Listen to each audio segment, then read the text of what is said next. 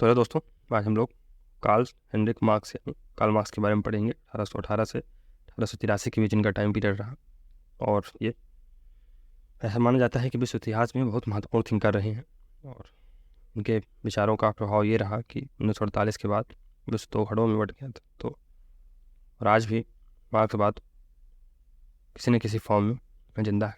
तो मार्क्स ने जितने लोगों को प्रभावित किया शायद ही किसी व्यक्ति ने किया। चलिए जीवन चरित्र पढ़ते हैं मार्क्स का। तो आधुनिक समाजवादी विचारक के उन्नायक व वैज्ञानिक समाजवाद यानी साइंटिफिक सोशलिज्म के प्रणेता कार्ल मार्क्स का जन्म एक सुखी मध्यम वर्गीय यहूदी परिवार में जर्मनी के राइन प्रांत के रीविज नगर में 5 मई 1818 को हुआ था। उनके पिता एक साधारण वकील और देशभक्त क्रिश्चियन थे और माता एक यहूदी महिला थी। मार्क्स जब केवल 6 वर्ष के थे तब उनके पिता ने फ्रांसीसी प्रचेतनवादी दार्शनिकों के प्रभाव में उनको तत्कालीन जर्मनी की असहिष्णुता से बचने के लिए यहूदी मत का परित्याग कर ईसाई धर्म में दीक्षा ले ली थी। इस धर्म परिवर्तन ने मार्क्स के भाव जगत में एक क्रांति का बीज बो दिया।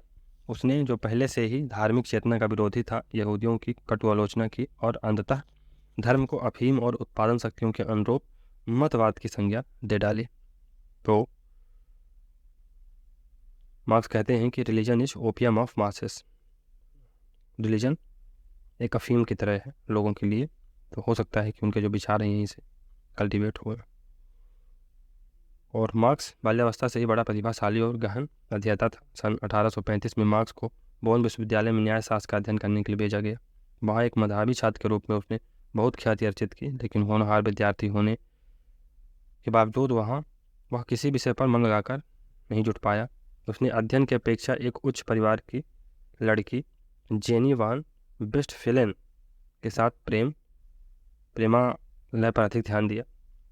जेनी के माता पिता अपनी लड़की का विवाह मार्क्स से करने के पक्ष में नहीं थे, लेकिन दोनों के दृढ़ निश्चय के सम्मुख उन्हें झुकना पड़ा। तो 7 वर्ष पश्चात उनका विवाह हो गया। सन 1836 में मार्क्स ने अपने माता पिता की इच्छानुसार न्यायशास्त्र के अध्ययन के लिए बर्लिन विश्वविद्यालय में प्रवेश ले लिया। इस विषय में उनका मन नहीं लगा, अतः उसने इतिहास और अर्थशास्त्र का अध्ययन प्रारंभ कर दिया। यहाँ पर मार्क्स हेगल के दर्शन शास्त्र की ओर आकर्षित हुआ। उन दिनों जर्मनी के विश्वविद्यालय में हेगल के दर्शन का बहुत प्रचार था और जगह जगह उसके नाम की गोथियाँ हेगेलियन सर्किल होती थी।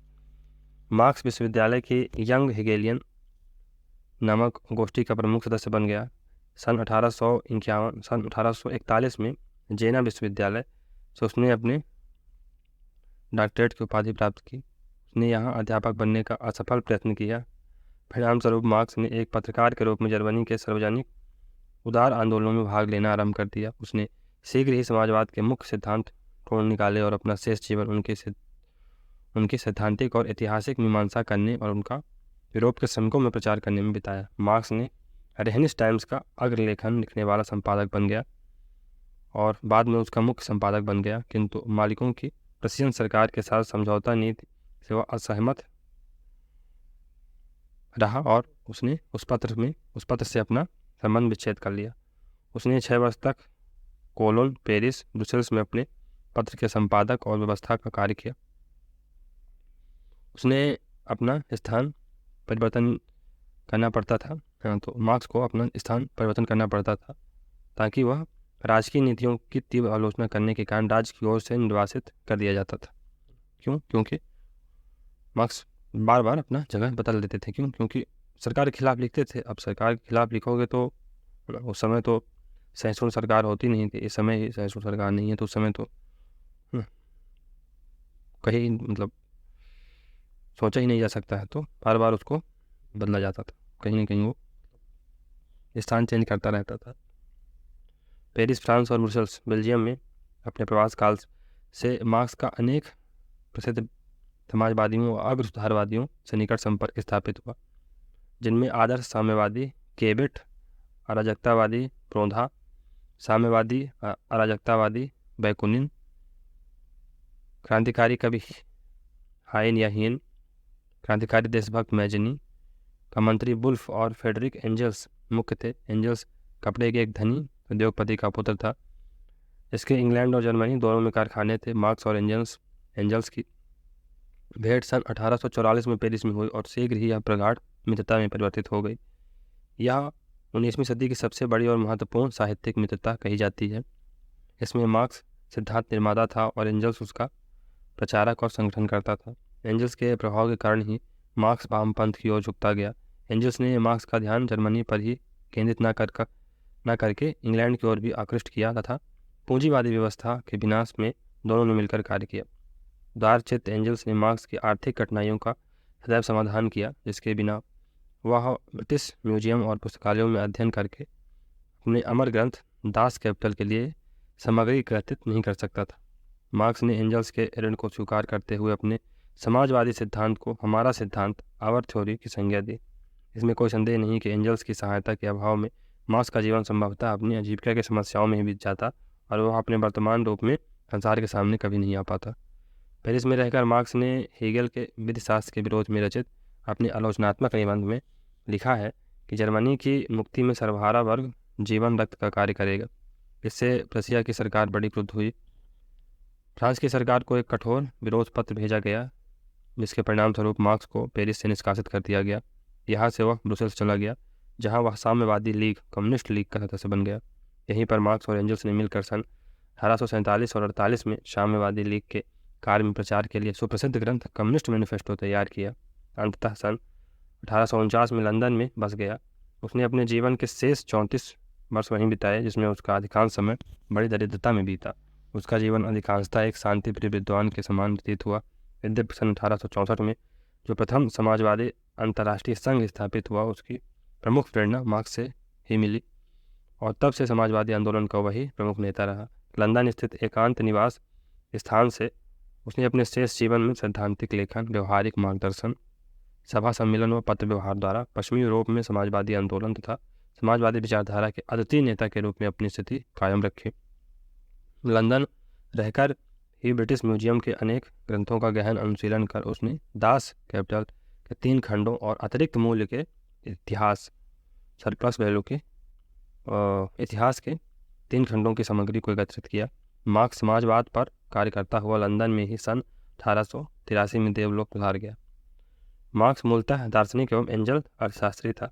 मार्क्स हेगल से प्रभावित था, अतः बर्लिन में अपनी शिक्षा के दौरान वह यंग हेगेलियन ग्रुप के सदस्य के रूप में रहा। इसी ग्रुप में उन्हें राइनलैंड जर्मनी का रहने वाला एंजल्स मिला। एंजल्स के पास मैनचेस्टर ब्रिटिश में कपास फैक्ट्रियाँ थीं। मैं इतना जानता हूँ कि मैं मार्क्सवादी नहीं हूँ, कार्ल मार्क्स ऐसा बोलता है कि मैं इतना जानता हूँ, मैं मार्क्सवादी नहीं हूँ। मार्क्स पहला समाजवादी नहीं बल्कि पहला वैज्ञानिक समाजवादी तो इससे पहले भी रह चुके, है ना, सेंट साइमन, है ना, फोरियर, ये सब पहले भी थे। लेकिन मार्क्स इन थिंकरों के समाजवाद को क्या कहता है, यूटोपियन कहता है ना, यूटोपिया कहता है, और इनको यूटोपियन थिंकर बोलता है, और अपने आप को वैज्ञानिक समाजवादी साइंटिफिक सोशलिस्ट कहता है। मार्क्स की रचनाएं तो कार्ल मार्क्स के डॉक्टोरल थीसिस का शीर्षक क्या था, ग्रीक विचारक एपिक्यूरस व डेमोक्रिटस की दार्शनिक व्यवस्थाओं का तुलनात्मक अध्ययन, द डिफरेंस बिटवीन डेमोक्रिटियन और Epicurean philosophies of nature on the Jewish question, ये 1843 में आती है। मार्क्स की सभी पुस्तकों का बस सही याद रखिएगा, क्योंकि क्रम पूछा जाता है, अक्सर पूछा जाता है। पैसा ईश्वर से महत्वपूर्ण है, धन मनुष्य के श्रम और जीवन का सार है, यह सार उस पर प्रभुत्व जमाता है और मनुष्य उस धन की पूजा करता है। द ज्यूइश क्वेश्चन में लिखते हैं marks. Economic and philosophical manuscript, ये 1844 में आती है।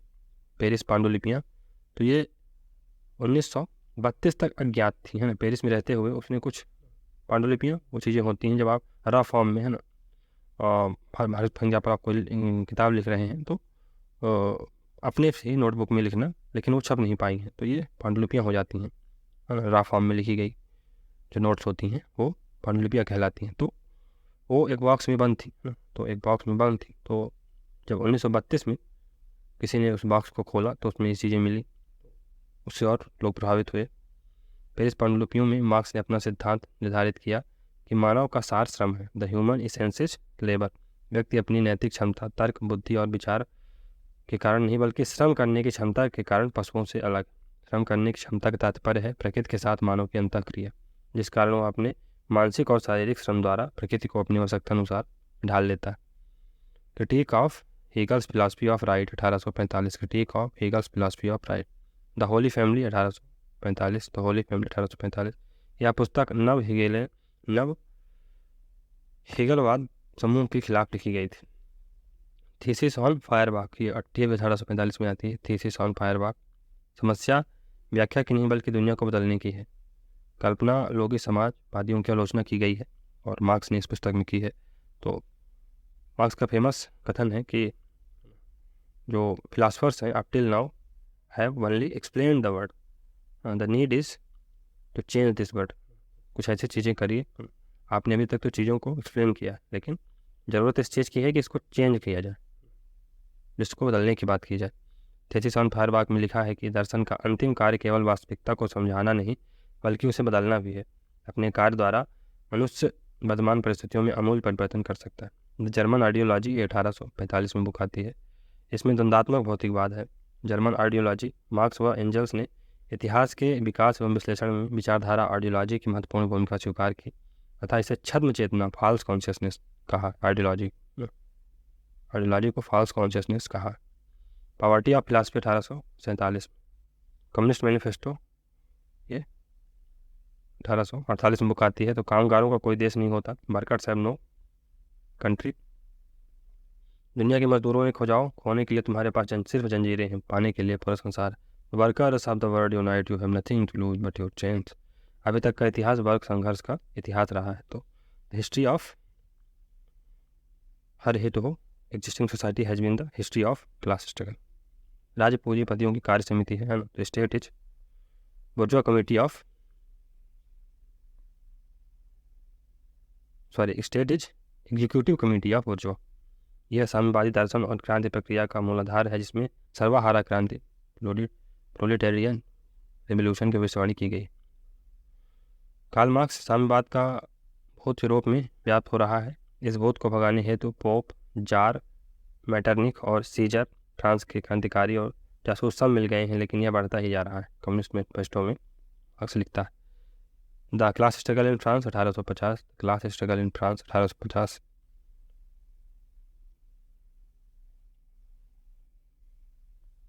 नेक्स्ट बुक है ग्रंडाइज, ये 1857 में आती है। नेक्स्ट है a contribution to the critique of political economy 1859। Value, price and profit 1865 में इसमें अतिरिक्त मूल्य का सिद्धांत दिया गया। वैल्यू, प्राइस एंड प्रॉफिट में। दास कैपिटल, इसे मतलब 3 खंडों में लिखा गया था। एक खंड आया था 1867 में, दूसरा 1885 में, फिर 1894। यह साम्यवादियों की बाइबल है। दास कैपिटल को capital colon a critic of political economy के नाम से भी जाना जाता है। इसका पहला भाग कार्ल मार्क्स के जिंदा रहते प्रकाशित हुआ था। दूसरा और तीसरा भाग उसकी मृत्यु के बाद एंजल्स ने प्रकाशित करवाया। चौथा भाग एंजल्स की मृत्यु के बाद प्रसिद्ध जर्मन साम्यवादी विचारक कार्ल कॉट्स्की ने प्रकाशित करवाया। मार्क्स ने पूंजी को संगठित श्रम कहा है। सिविल वार इन फ्रांस 1876 में, 1871 में आती है बुक। फिर क्रिटिक ऑफ गोथा प्रोग्राम 1875 में। तो 1875 में जर्मनी के गोथा शहर में सोशल डेमोक्रेटिक पार्टी ने सार्वभौमिक मताधिकार, संघ की स्वतंत्रता, काम के घंटे और स्वास्थ्य के अधिकार आदि समाजवादी मांगों का निर्धारण किया। मार्क्स ने इसकी आलोचना की। वैसे इसमें मार्क्स ने सर्वहारा की तानाशाही का समर्थन किया। इसमें मार्क्स ने यूरो साम्यवाद की आलोचना की तथा खुद को अराजकतावाद और गोथा प्रोग्राम से अलग बताया। यूरो साम्यवाद यानी लोकतांत्रिक साम्यवाद के समतुल्य है। डेमोक्रेटिक सोशलिज्म मतलब यूरो साम्यवाद। प्रत्येक को उसकी क्षमता के अनुसार, प्रत्येक को उसकी आवश्यकता के अनुसार यह व्यवस्था माल, सेवाओं व पूंजी की प्रचुरता से संभव है। Each according to his ability to each according to his need. और 18th लुई बोनापार्ट, तो 18th premiere of Louis Bonaparte 1852 में आती है। इसमें राज्य की सापेक्ष स्वायत्तता का वर्णन किया गया। तो स्टेट सम हिस्टोरिकल कंडीशन में रिलेटिवली ऑटोनॉमस हो जाता है। तो रिलेटिवली ऑटोनॉमस स्टेट का कॉन्सेप्ट इसमें दिया गया है। तो 1851 में 18वें लुई बोनापार्ट द्वारा किए गए फ्रांस के तख्ता पलट से उपजी परिस्थितियों का वर्णन है। इसमें कार्ल मार्क्स ने नौकरशाही को विशाल परजीवी शरीर यानी जायंट पैरासिटिक बॉडी कहा है। मार्क्स व एंजल्स इन पुस्तकों के सह लेखक हैं the holy family 1845, the holy family 1845, the German ideology 1845 और कम्युनिस्ट मैनिफेस्टो 1848। एंजल्स की पुस्तकें, पहली the condition of working class in England 1844, anti during 1878, the origin of family private property and state 1884, the origin of family private property and state, socialism utopian and scientific. Marks द्वारा संपादित समाचार पत्र युवावस्था में, राइनिस जैतुंग। Marks पर प्रभाव, काल्पनिक समाजवादी यानी यूटोपियन सोशलिस्टों का प्रभाव, कम्युनिस्ट मैनिफेस्टो जो कि 1848 में आता है। कार्ल मार्क्स ने स्वयं को वैज्ञानिक समाजवादी कहते हुए अपने से पहले एक समाजवादियों को कल्पना लोकी समाजवादी यानी यूटोपियन सोशलिस्ट कहा है। मार्क्स ने अपने से पूर्व के समाजवादियों को काल्पनिक यानी यूटोपियन कहा है क्योंकि उन्होंने वर्ग संघर्ष और क्रांति के बजाय वर्ग समन्वय और गैर क्रांतिकारी राजनीति पर जोर दिया था। काल्पनिक समाजवादी यूटोपियन सोशल शब्द का प्रयोग पहली बार फ्रांसीसी अर्थशास्त्री जेरोम ब्लांकी ने अपनी पुस्तक हिस्ट्री ऑफ पॉलिटिकल इकोनॉमी में किया था। काल्पनिक या स्वप्नलोकी समाजवादी यूटोपियन सोशलिस्ट कौन से थे? सर टॉमस मूर, इनकी पुस्तक का ही नाम था Utopia. Saint Simon, Charles Fourier और Robert Owen, Charles Fourier, Saint Simon और थॉमस मूर।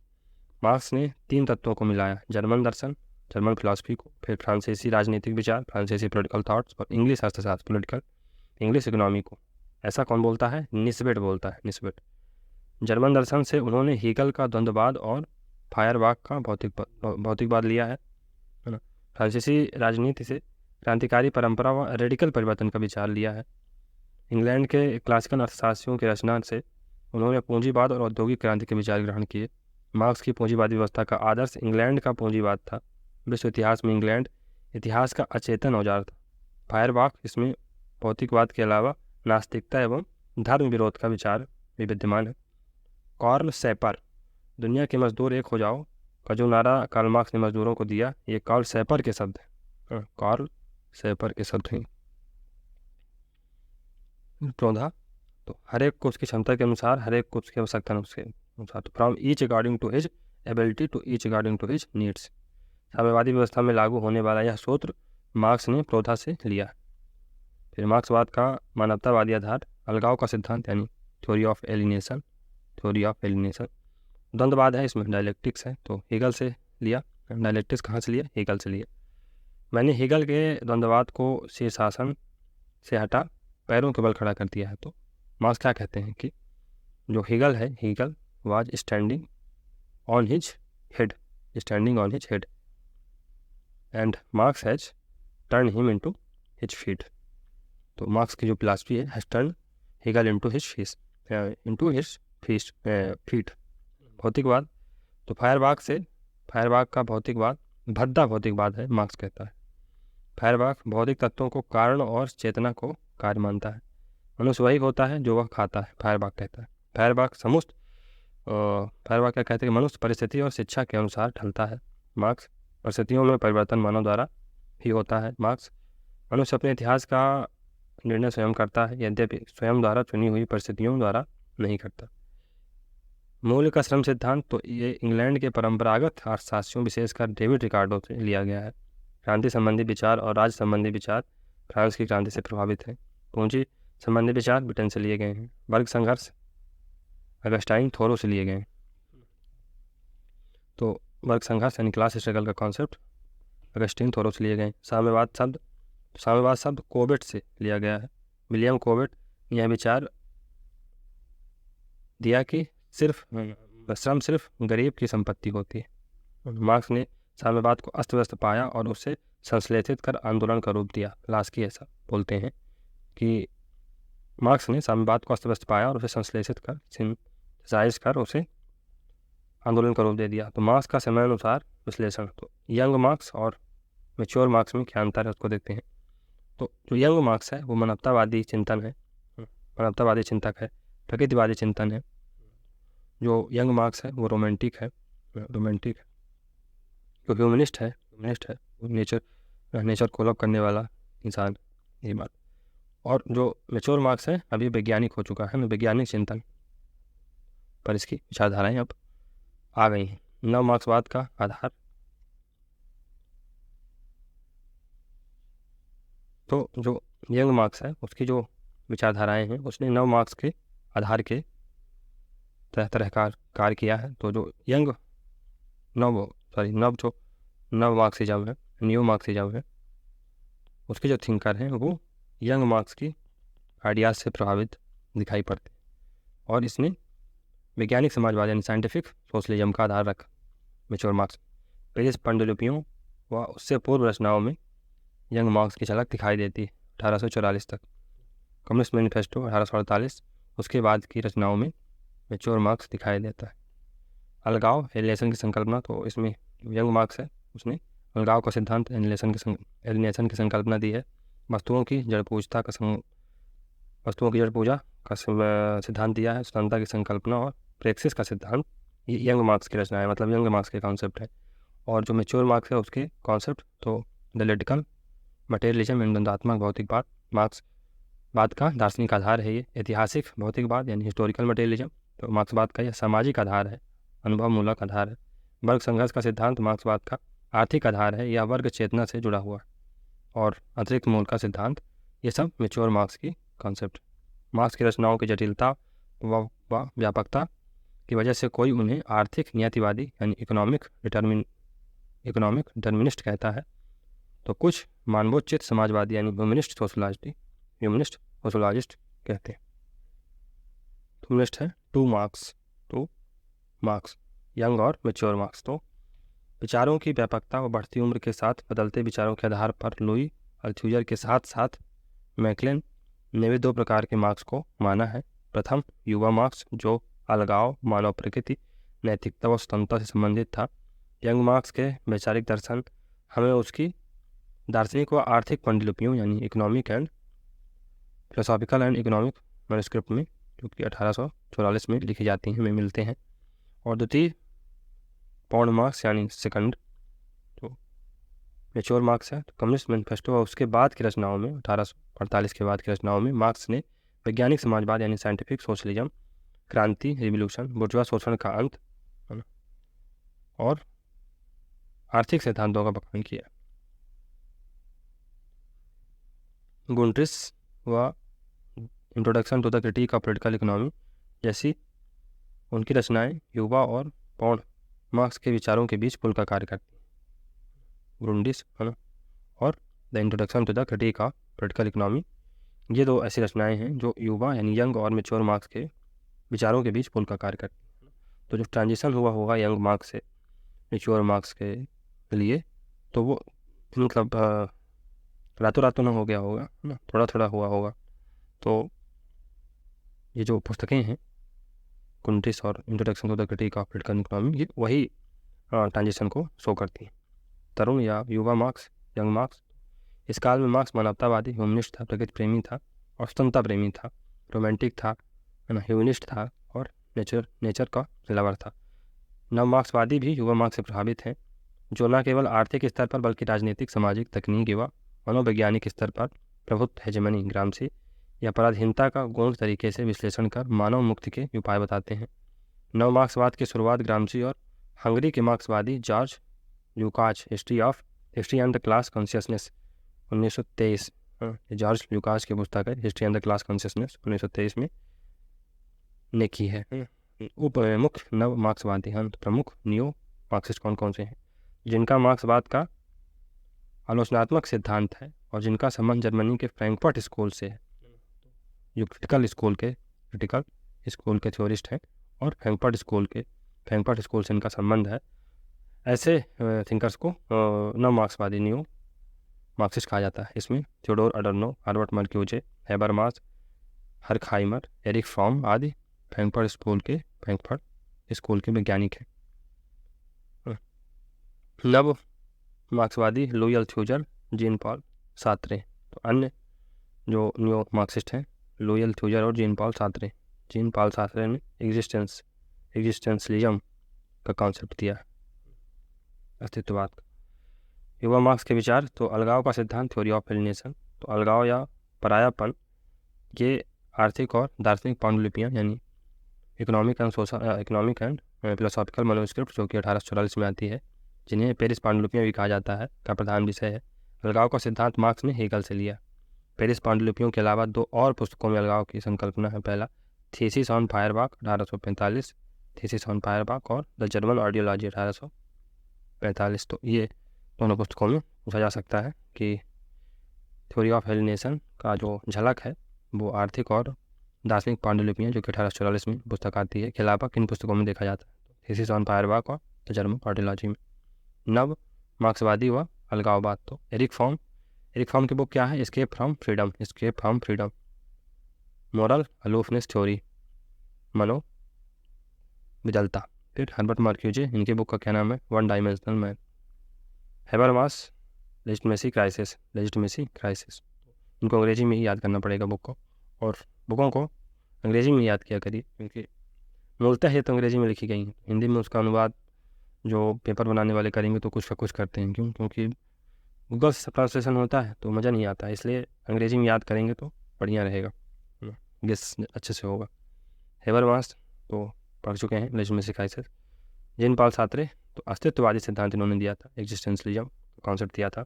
लुई अल्थुजर ये संरचनावादी सिद्धांत देते हैं, तो स्ट्रक्चरलिज्म से रिलेटेड है, स्ट्रक्चराइजेशन थ्योरी से रिलेटेड है। मार्क्स के अनुसार पूंजीवादी व्यवस्था में व्यक्ति क्रमशः 4 प्रकार के अलगाव का शिकार होता है। पहला उत्पाद से लगाव यानी एलिनेशन फ्रॉम द प्रोडक्ट, प्रकृति से अलगाव एलिनेशन फ्रॉम द नेचर, तीसरे चरण में समाज या सहचरों से अलगाव तो alienation from the society, and ultimately alienation from the self, है ना, इंडिविजुअल पहले अपने उत्पाद से अलगाव महसूस करता है, फिर प्रकृति से, फिर समाज से, और फिर स्वयं से ही अलगाव महसूस करने लगता है। अलगाव का शिकार केवल मजदूर ही नहीं बल्कि पूंजीपति भी होता है, क्योंकि वह पूंजी से लाभ की अंधी दौड़ में शामिल है। अलगाव का कारण है निजी पूंजी व श्रम विभाजन। पूंजीवाद के तहत शोषण व अलगाव सबसे तीव्र होता है। पूंजीपति प्रतिस्पर्धा में जीतने के लिए मजदूरों का अधिक से अधिक शोषण करते हैं। श्रमिक मात्र एक वस्तु बनकर रह जाता है। मशीनरी व श्रम विभाजन के कारण रचनात्मकता नष्ट हो जाती है और श्रमिक दयनीय स्थिति में आ जाता है। वे पशु की तरह कार्य करते हैं, भौतिक सुखों के लिए जिंदा रहते हैं। पूंजीवाद स्वतंत्रता और सहज रचनात्मकता की मानवीय प्रकृति को नष्ट कर देता है। जितना तुम खाओगे, पियोगे, पुस्तकें खरीदोगे, सिनेमा देखोगे, मैखाने और सभाओं में जाओगे, जितना तुम सोचोगे, प्यार करोगे, नाचोगे, गाओगे, चित्र बनाओगे, उतना ही तुम्हारा खजाना रचनात्मकता बढ़ेगी, है ना, क्रिएटिविटी बढ़ेगी।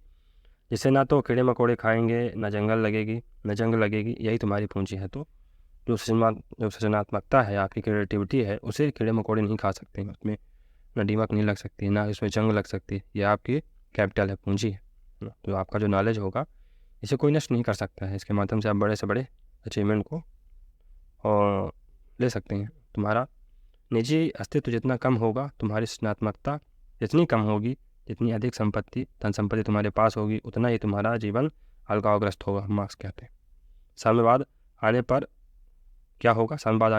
साम्यवाद एक ऐसी कंडीशन होगी जहाँ सुबह मैं शिकार के लिए जा सकता हूँ, दोपहर को मछली पकड़ सकता हूँ, शाम को पशुपालन कर सकता हूँ, रात के खाने के बाद आलोचना समीक्षा कर सकता हूँ। अर्थात मैं ऐसा कोई भी काम कर सकता हूँ जिससे मुझे खुशी मिले, चाहे मैं शिकारी, मछुआरा, पशुपालक या समालोचक ना रहा हो, फिर भी मैं वही काम कर सकता हूँ, है ना।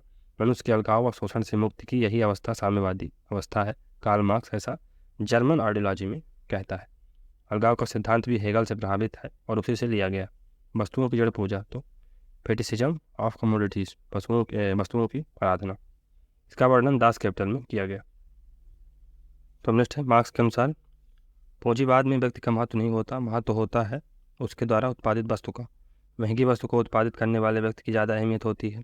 पूंजीवाद में व्यक्ति की कीमत उसके द्वारा उत्पादित वस्तु की कीमत से आंकी जाती है। जैसे एक कंप्यूटर ठीक करने वाला नल ठीक करने वाले से ज़्यादा इज्जत पाता है, भले ही कंप्यूटर वाला मिस्त्री चोर ठग हो, नल मिस्त्री उदार और परोपकारी हो। वस्तुओं का परस्पर संबंध मनुष्यों के परस्पर संबंधों पर हावी रहता है। मानव अपने ही उत्पाद का गुलाम बन जाता है। पूंजीवादी व्यवस्था माल कमोडिटी व्यवस्था है, मार्क्स ऐसा कहते हैं। पूंजीवादी व्यवस्था ये माल व्यवस्था है या कमोडिटी व्यवस्था है। स्वतंत्रता की संकल्पना तो कॉन्सेप्ट ऑफ फ्रीडम। एंजल्स ने इसे प्रकृति के नियमों का ज्ञान प्राप्त कर व्यवस्था लोक से स्वतंत्रता लोक की ओर जाना कहा है।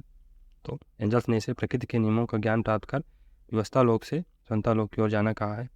पूंजीवाद समाज में व्यवस्था होती है, साम्यवाद में वास्तविक स्वतंत्रता, kingdom of necessity to kingdom of freedom. तो from kingdom of necessity to kingdom of necessity to kingdom of freedom. जब व्यक्ति व्यवस्था लोक से स्वतंत्रता लोक में जाता है तो वह पूर्ण स्वतंत्र हो जाता है। फिर वह आत्म प्रेरित व्यवहार करता है क्योंकि वह प्रकृति और पूंजीवाद की बेड़ियों से मुक्त हो जाता है। मार्क्स के अनुसार जब पुराना इतिहास समाप्त होता है तब नया इतिहास शुरू होता है। अब वह इतिहास का दास नहीं बल्कि उसका निर्माता व नियंता बन जाता है। प्रेक्सिस की अवधारणा, कॉन्सेप्ट ऑफ प्रेक्सिस। प्रेक्सिस एक ग्रीक शब्द है जिसका तात्पर्य है विचार व व्यवहार की एकता। तो आपके कथनी और करनी में अंतर ना हो, है ना, एकता हो, यूनिटी हो, आप जो कहें वो करें। सिद्धांतों व विचारों का निर्माण सिर्फ ज्ञानवर्धन के लिए नहीं होना चाहिए बल्कि व्यवहार में ढालने के लिए होना चाहिए, है ना। तो प्रैक्टिस माने तो turn something into practice.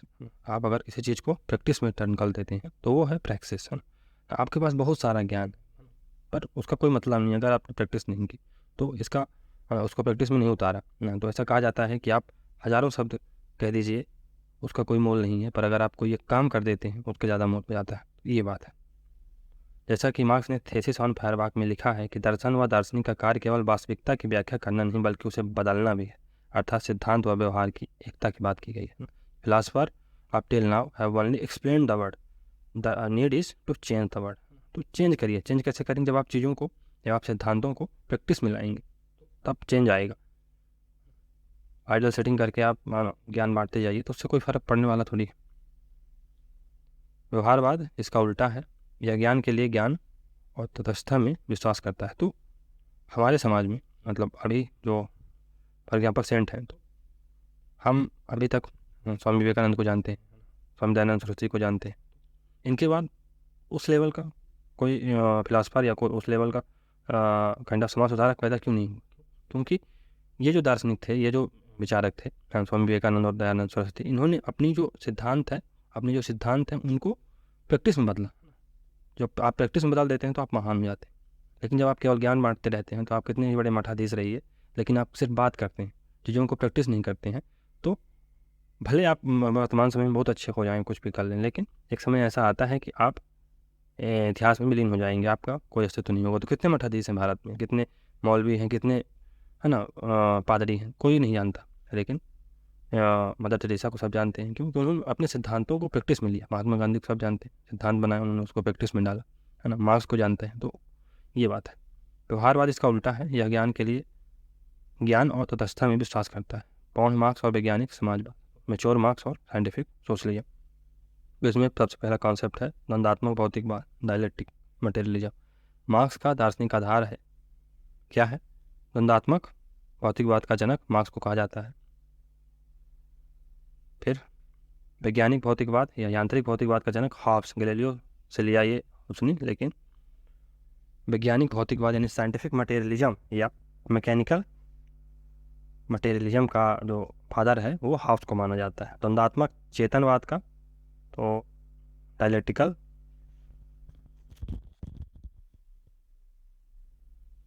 Consciousness का जनक हीगल को माना जाता है। सिवाय ने आलोचनात्मक रूप से मार्क्स के द्वंदात्मक भौतिकवाद को नैतिक स्वच्छंदतावाद कहा है।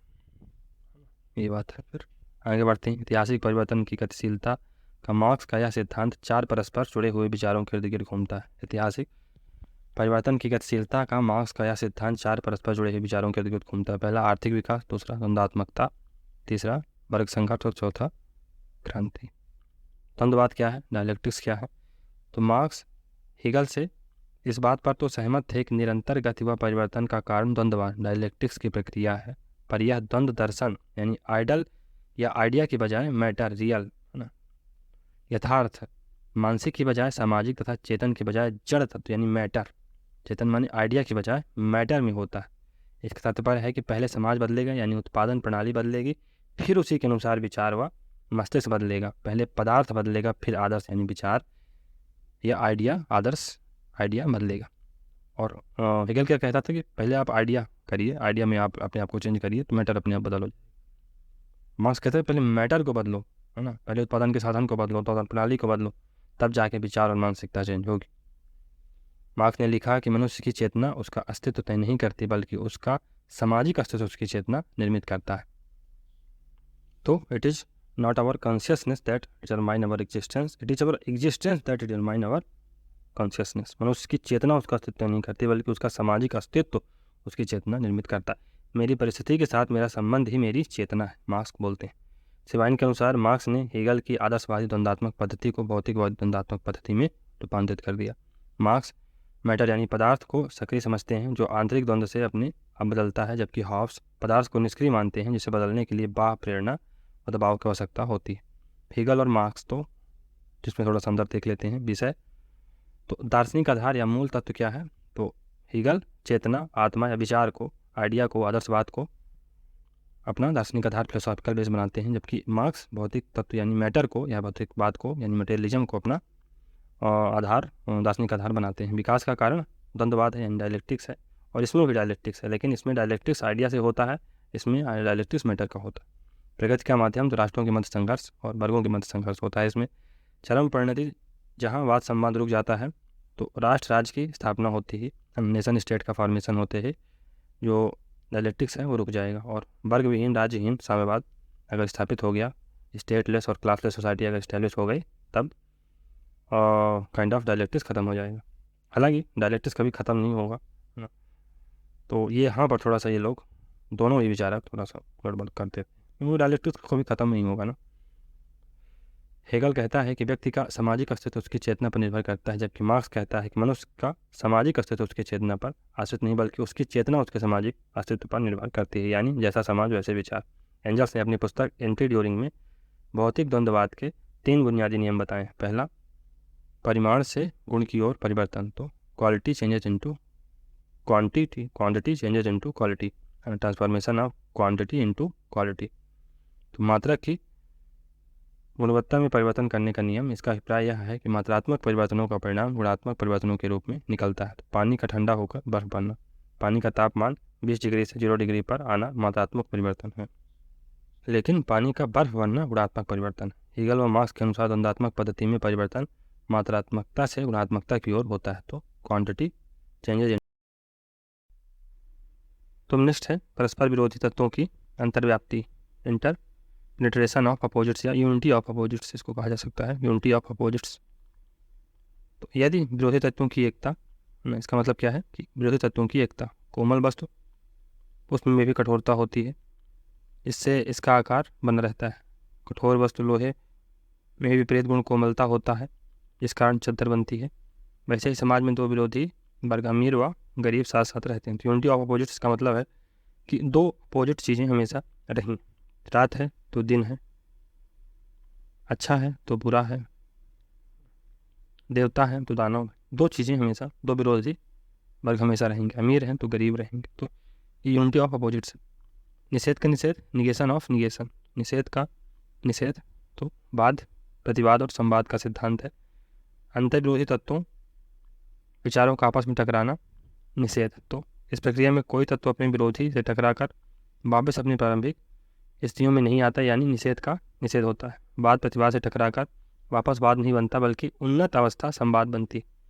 गेहूं का दाना वाद, अंकुरण प्रतिवाद, फिर बाली का नया दाना संवाद है, जो कि बाद में उन्नत होता है ना। द्वंद्ववाद की प्रक्रियाएं प्रतिवाद, वाद का निषेध होता है, और संवाद निषेधों का निषेध होता है। निगेशन ऑफ निगेशन का बेसिकली मतलब ये है कि जब 2 तत्वों के बीच विवाद होगा, तो तत्वों के बीच थेसिस और एंटीथेसिस होगी, तो जो लेसर ट्रुथ होगा वो सबसाइड हो जाएगा, और जो हायर ट्रुथ होगा वो प्रिवेल कर जाएगा। तो फॉर एग्जांपल, जब कोल्ड वार का इरा चल रहा था, कोल्ड वार का इरा, तो एक तरफ लिबरलिज्म था, लिबरल वर्ड था, दूसरी तरफ कम्युनिज्म था, रसिया या फार्मर यूएसएसआर उसको लीड कर रहा था।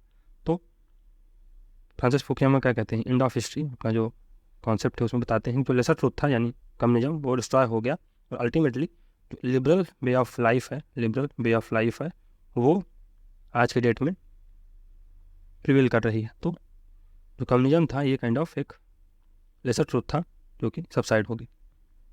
ये है निगेशन ऑफ, निगेशन का मतलब। तो सर्वहारा का अधिनायकवाद, सॉरी, तो यहाँ पर यहाँ से शुरू होगा।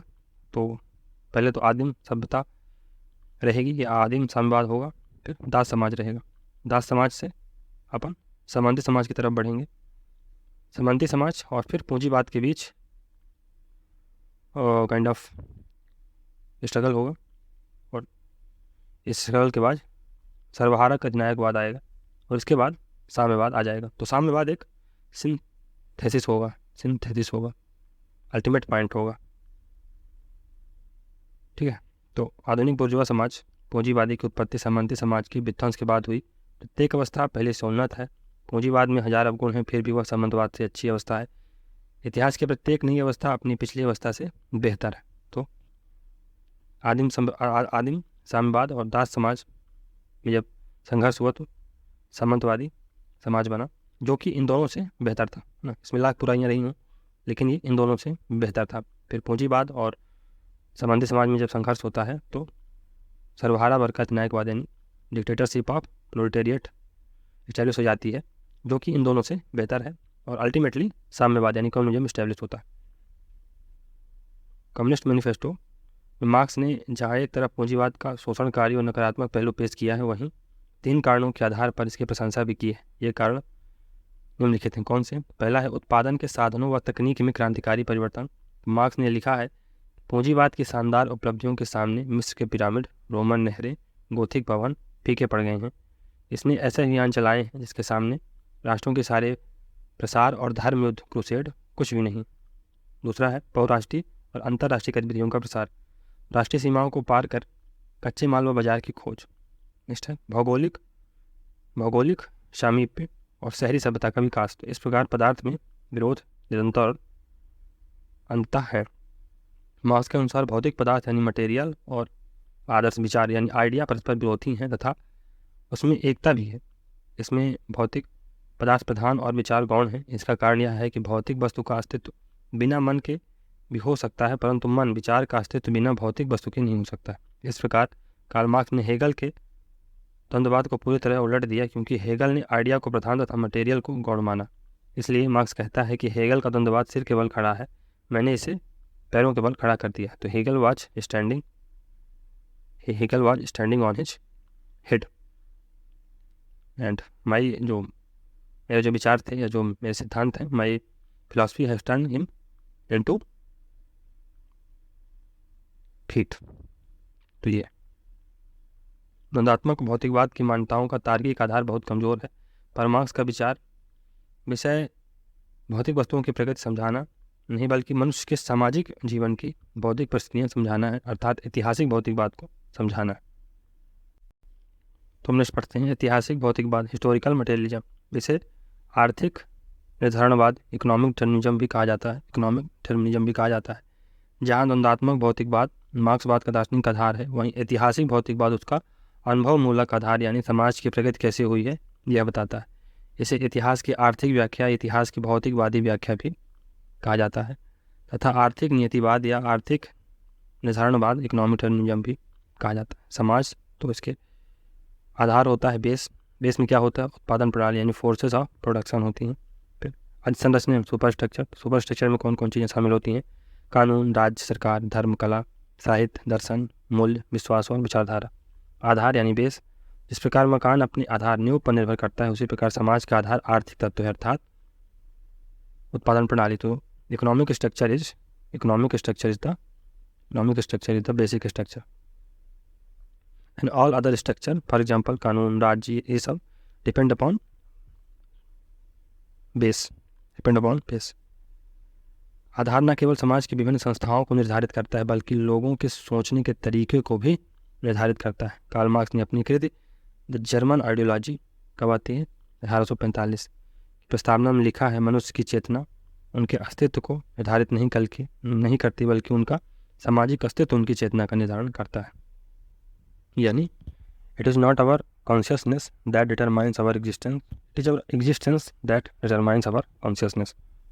उत्पादन प्रणाली, फोर्सेस ऑफ प्रोडक्शन, इसमें 2 चीज़ें आती हैं, उत्पादन की शक्तियाँ और दूसरा है उत्पादन संबंध।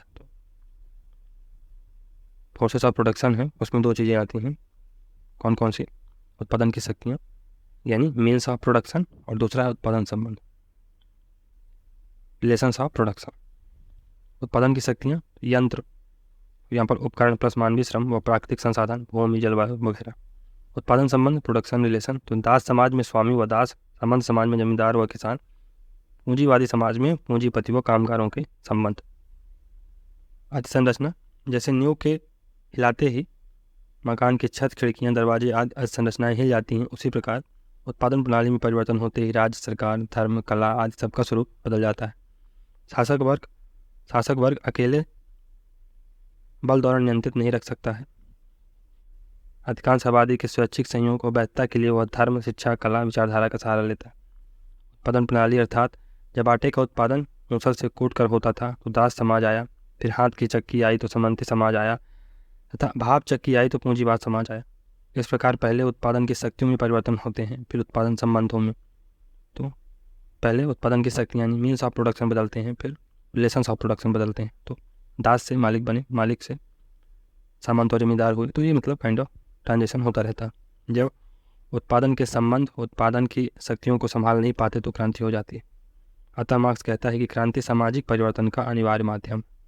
ऐतिहासिक भौतिकवाद, इसका पहला गंभीर विश्लेषण the critique of political economy में मार्क्स ने किया है। मार्क्स एक और उत्पादन की शक्तियों व उत्पादन के संबंधों के बीच अंतर करता है, वहीं आधार व संरचना में भी अंतर करता है। मार्क्स का ऐतिहासिक भौतिकवाद न केवल हीगल के दर्शन बल्कि फायरबाख के दर्शन से भी अलग है। फायरबाख ने मनुष्य व प्रकृति में एकता को देखा तथा कहा मनुष्य प्रकृति का हिस्सा है तथा प्रकृति यानी परिस्थितियाँ ही मनुष्य को आकार देती हैं, जबकि मार्क्स के अनुसार मनुष्य प्रकृति को आकार देता है तथा उसके बदले में प्रकृति भी उसे आकार देती है। यानी परिवर्तन फायरबाख की तरह एक तरफा नहीं बल्कि दो तरफ या अन्योन्य क्रिया यानी इंटरडिपेंडेंट प्रक्रिया। फायरबाख मानव का प्रकृतिकरण यानी नेचुरलाइजेशन ऑफ मैन पर विश्वास करता है, जबकि मार्क्स प्रकृति का मानवीकरण यानी ह्यूमनाइजेशन ऑफ नेचर की बात करता है। आर्थिक निर्धारणवाद यानी इकोनॉमिक डिटर्मिनिज्म। साधारण शब्दों में इन सब का तात्पर्य है कि आर्थिक तत्व यानी उत्पादन की प्रणाली ही सारे सामाजिक परिवर्तनों व राजनीतिक क्रांतियों का मूल तत्व है। इतिहास में जितने भी सामाजिक व राजनीतिक परिवर्तन हुए हैं सबके पीछे आर्थिक कारक ही एकमात्र कारण है। मार्क्स अपनी जो विचारधारा है उसमें ये मान लेता है कि जो भी कारण है ना, किसी की स्थिति खराब है, असमानता है, कुछ भी है समाज में, उसका सब केवल एक और एक कारण क्या है, इकोनॉमिक ना। तो ये इकोनॉमिक डिटर्मिनिज्म है ना। हर चीज़ की व्याख्या केवल एक कारण इकोनॉमिक डिटर्मिनिज्म। बाद में इसका क्रिटिसाइजेशन भी होता है कि ऐसा तो हो नहीं सकता, जैसे ग्रामसी बोलते हैं कि इकोनॉमिक स्ट्रक्चर तो ठीक है, उसके साथ साथ जो सुपर स्ट्रक्चर के पार्ट है ना, सिविल सोसाइटी हो गई, मीडिया हो गई, स्टेट हो गए, ये भी महत्वपूर्ण रोल निभाते हैं। ऐसा नहीं है कि आप इकोनॉमिक चेंज कर देंगे तो चीज़ें पूरी तरह से बदल जाएंगी। आर्थिक आधार में परिवर्तन के साथ चेतना कॉन्शियसनेस भी बदलती है, तो ऊपरी ढांचा सुपर स्ट्रक्चर भी बदलता है। वर्ग संघर्ष का सिद्धांत, theory of class struggle. Marks ने वर्ग संघर्ष का सिद्धांत अगस्टाइन थोरो से लिया। यह मार्क्सवाद का आर्थिक आधार है। वर्ग दो हैं, धनवान यानी हैव्स और दूसरा निर्धन यानी हैव नॉट्स। दोनों एक दूसरे के विरोधी हैं। वर्ग का निर्माण आधार आर्थिक तत्व अर्थात उत्पादन के साधनों पर स्वामित्व। जिस वर्ग के पास उत्पादन के साधनों का स्वामित्व होता है वह अमीर होता है, बाकी निर्धन। वर्ग उत्पादन के साधनों के स्वामित्व व संपत्ति स्वामित्व पर आधारित है तथा वर्ग भेद तभी समाप्त होंगे जब निजी संपत्ति की समाप्ति होगी। धनवान वर्ग तो इसे डोमिनेंट क्लास कहा जाता है, ये शोषक होते हैं यानी एक्सप्लॉइटर होते हैं। निर्धन के शोषित होते हैं, एक्सप्लॉइटेड सेक्शन होता है। दास समाज में मालिक व दास होते हैं। सामंती समाज में जमींदार व किसान होते हैं। पूंजीवादी समाज में बुर्जुआ वर्ग व तो अभी तक का इतिहास वर्ग संघर्ष का इतिहास है। कम्युनिस्ट मैनिफेस्टो में 1848 में मार्क्स ऐसे बोलते हैं। तो history of all hitherto existing societies has been the history of class struggle। पूंजीवादी व्यवस्था में वर्ग चेतना अत्यंत प्रखर हो जाती है। वर्ग स्पष्टता दो भागों में बढ़ जाते हैं तथा वर्ग संघर्ष अत्यधिक तीव्र हो जाता है। पूंजीवादी समाजों में पूर्व समाजों यानी दास प्रथा, सामंती प्रथा की बजाय वर्ग भेद बहुत स्पष्ट होता है। वर्ग चेतना भी अधिक विकसित होती है। वर्ग संघर्ष सबसे अधिक गंभीर होता है। इस प्रकार पूंजीवादी अवस्था ऐतिहासिक विकास में उपलब्ध वर्ग संघर्ष का चरम बिंदु है। अच्छा, ये काइंड ऑफ जो भेद बहुत स्पष्ट क्यों हो जाता है? क्योंकि जो दास समाज होता है, सामंती समाज होता है, वहाँ पर जो एक्सप्लॉइटर होता है वो अपने एक्सप्लॉइटेड से, जो कि फॉर एग्जांपल दास समाज में दास थे और स्लेव थे और मास्टर थे, तो इंटरेक्शन बराबर होता रहता था। तो ऐसा नहीं है कि पूरी तरह से उनका शोषण होता था। लोगों के जो दास होते थे तो उनसे मास्टर का इंटरेक्शन हमेशा हुआ करता था। सामंत जो होते थे उनका अपने जो सर्व्स होते थे उनसे बराबर इंटरेक्शन होता था। तो लोगों को इतना ज़्यादा इनइक्वालिटी की या दासता की या काइंड ऑफ एक्सप्लॉइटेशन की भावना अंदर नहीं घर करती थी। लेकिन पूंजीवादी समाज में जो मालिक होता है उसको अपने वर्करों से कोई मतलब नहीं होता है, और वर्कर एक छोटी सी बस्ती में हज़ारों की संख्या में रह रहे हैं, तो उनके बीच जो काइंड ऑफ है ना इंटरेक्शन होगा, तो वो अपने शोषण को समझ पाएंगे। क्यों? क्योंकि मालिक, उनका जो मालिक है वो बड़ी बड़ी बस्तियों में रह रहा है, और दास जो हैं, तो जो एम्प्लॉयज़ हैं वो झोगी झोपड़ियों में रह रहे हैं, और उनकी संख्या भी अधिक है। तो जो चीज़ें जो फैलेंगी वो जो बहुत तेज़ी से फैलेंगी, और इंटरेक्शन भी होगा, तो लोगों को सारा समझ में आएगा कि हाँ, हमारा एक्सप्लॉइटेशन हो रहा है। जबकि ये जो प्रक्रिया है दास समाज और संबंधित समाज में नहीं थी। क्यों? क्योंकि मालिक का इंटरेक्शन है उसके दास के साथ बराबर होता रहता था। इस वर्ग संघर्ष में संख्या बल तथा पूंजीवाद के अंतर विरोध के कारण सर्वहारा वर्ग जीत जाता है, और पूंजीपति वर्ग के अंतिम अवशेषों को खत्म करने के लिए सर्वहारा वर्ग का अधिनायकवाद आता है। मार्क्स ने लिखा है कि मुक्त व्यक्ति और दास, पैट्रिशियन, प्लेबियन, मालिक और अर्धदास, गिल्ड मालिक और जर्नीमैन, एक शब्द में कहा जाए तो पीड़क, उत्पीड़क और उत्पीड़ित एक दूसरे से संघर्षरत रहे हैं। मार्क्स में वर्ग क्लास सामूहिक एकता का प्रतीक है, वैसे ही जैसे हीगल में राष्ट्र तो क्लास सामूहिक एकता का प्रतीक है। मार्क्स में इस प्रकार नेशन हीगल में सामूहिक एकता का प्रतीक है। जहाँ हेगल राष्ट्रीय संस्कृतियों के टकराव को इतिहास की प्रेरक शक्ति मानते हैं, वहीं मार्क्स वर्गों के टकराव को मानते हैं। अब नेक्स्ट है सर्वहारा वर्ग का अधिनायकवाद, dictatorship of proletariat. Marx critique of Gotha programme कृति में कहता है कि सर्वहारा वर्ग की तानाशाही पूंजीवाद से साम्यवाद के रास्ते के बीच का आवश्यक मध्यवर्ती बिंदु या संक्रमणकालीन चरण है। यह श्रमिक वर्ग की क्रांति का पहला चरण है जो सर्वहारा वर्ग मजदूर वर्ग को शासक वर्ग की स्थिति तक पहुंचाएगा। तो कैपिटलिज्म से कम्युनिज्म तक पहुंचने के लिए अपन को यहाँ पर एक ट्रांजिस्टरी फेज होगी, संक्रमणकाली स्थिति होगी सोशलिज्म की। तो ये सोशलिज्म जो ट्रेडिशनल सोशलिज्म है, for example guild socialism, undemocratic socialism, वो सोशलिज्म नहीं है। ये काइंड ऑफ एक स्पेसिफिक सोशलिज्म है जहाँ पर डिक्टेटरशिप ऑफ प्रोलेटेरिएट, सर्वहारा वर्ग का अधिनायकवाद इस्टेब्लिश हो जाएगा, जहाँ पर मीन्स ऑफ प्रोडक्शन और प्रोडक्शन रिलेशन में जो आधिपत्य हो जाएगा, किसका हो जाएगा?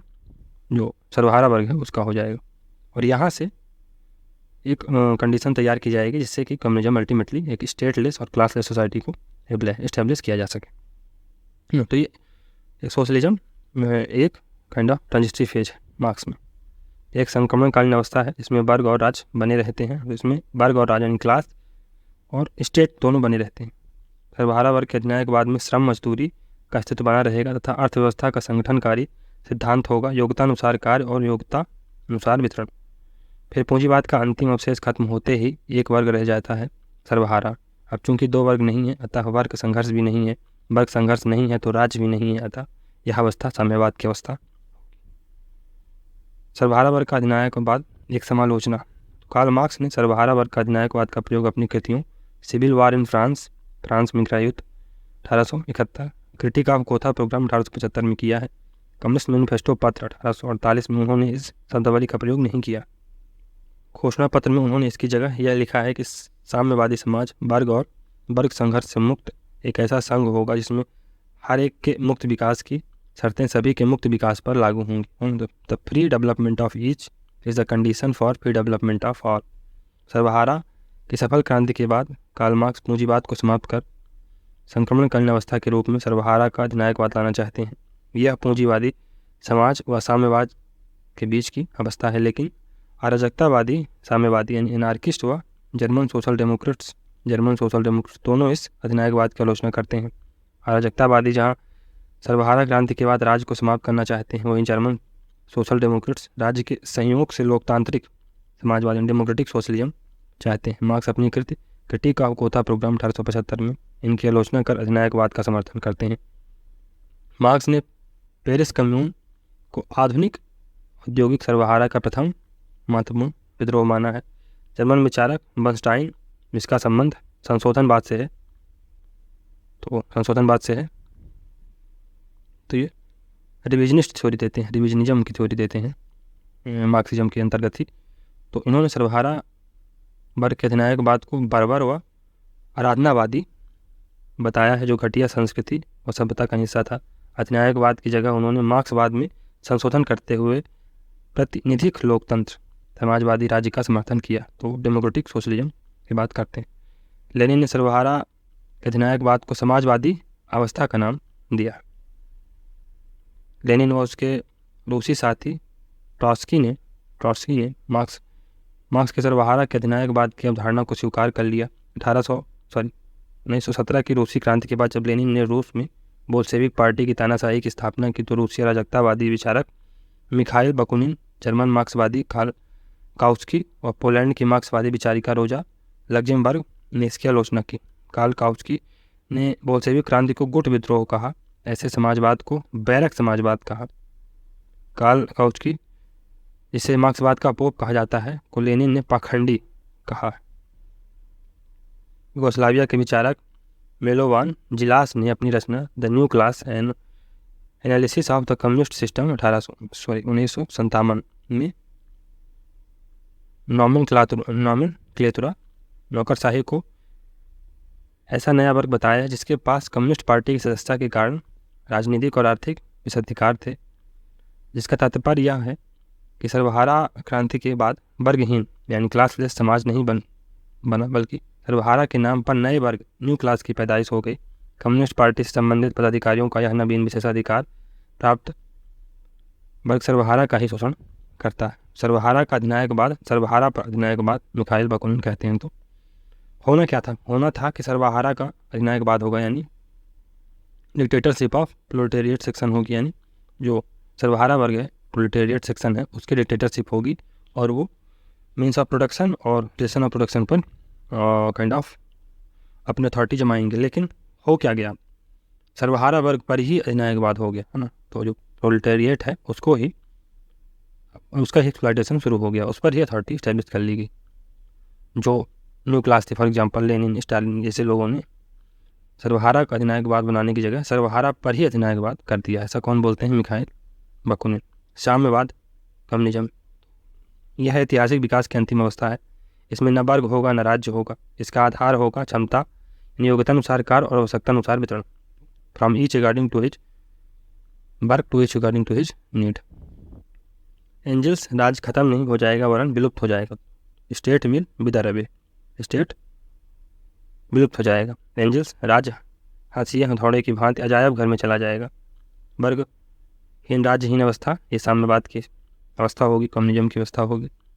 मार्क्स ने साम्यवादी समाज की परिभाषा आर्थिक व दार्शनिक पांडुलिपियों में कुछ यूँ दी है, यानी इकोनॉमिक एंड फिलोसॉफिकल मैन्युस्क्रिप्ट कब आती है? 1845 में, याद रखिए। साम्यवाद में निजी संपत्ति वर्गों श्रम विभाजन का उन्मूलन होगा। आर्थिक दृष्टि से साम्यवादी समाज संयुक्त उत्पादकों का समाज होगा। राजनीतिक दृष्टि से राजनीतिक शासन का उपयोग दलीय हितों की अपेक्षा सार्वजनिक हितों के लिए किया जाएगा। मानसिक श्रम और शारीरिक श्रम दोनों समान इज्जत की जाएगी। वर्ग चेतना, क्लास कॉन्शियसनेस, तो पहले वर्ग बनते हैं, फिर उनमें वर्ग चेतना आती है, फिर वर्ग संघर्ष होता है।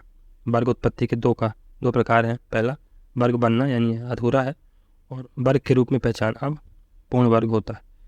वर्ग दो कारकों के आधार पर पहचाना जाता है। पहला उत्पादन प्रणाली में स्थान, और दूसरा वर्गीय चेतना का अस्तित्व।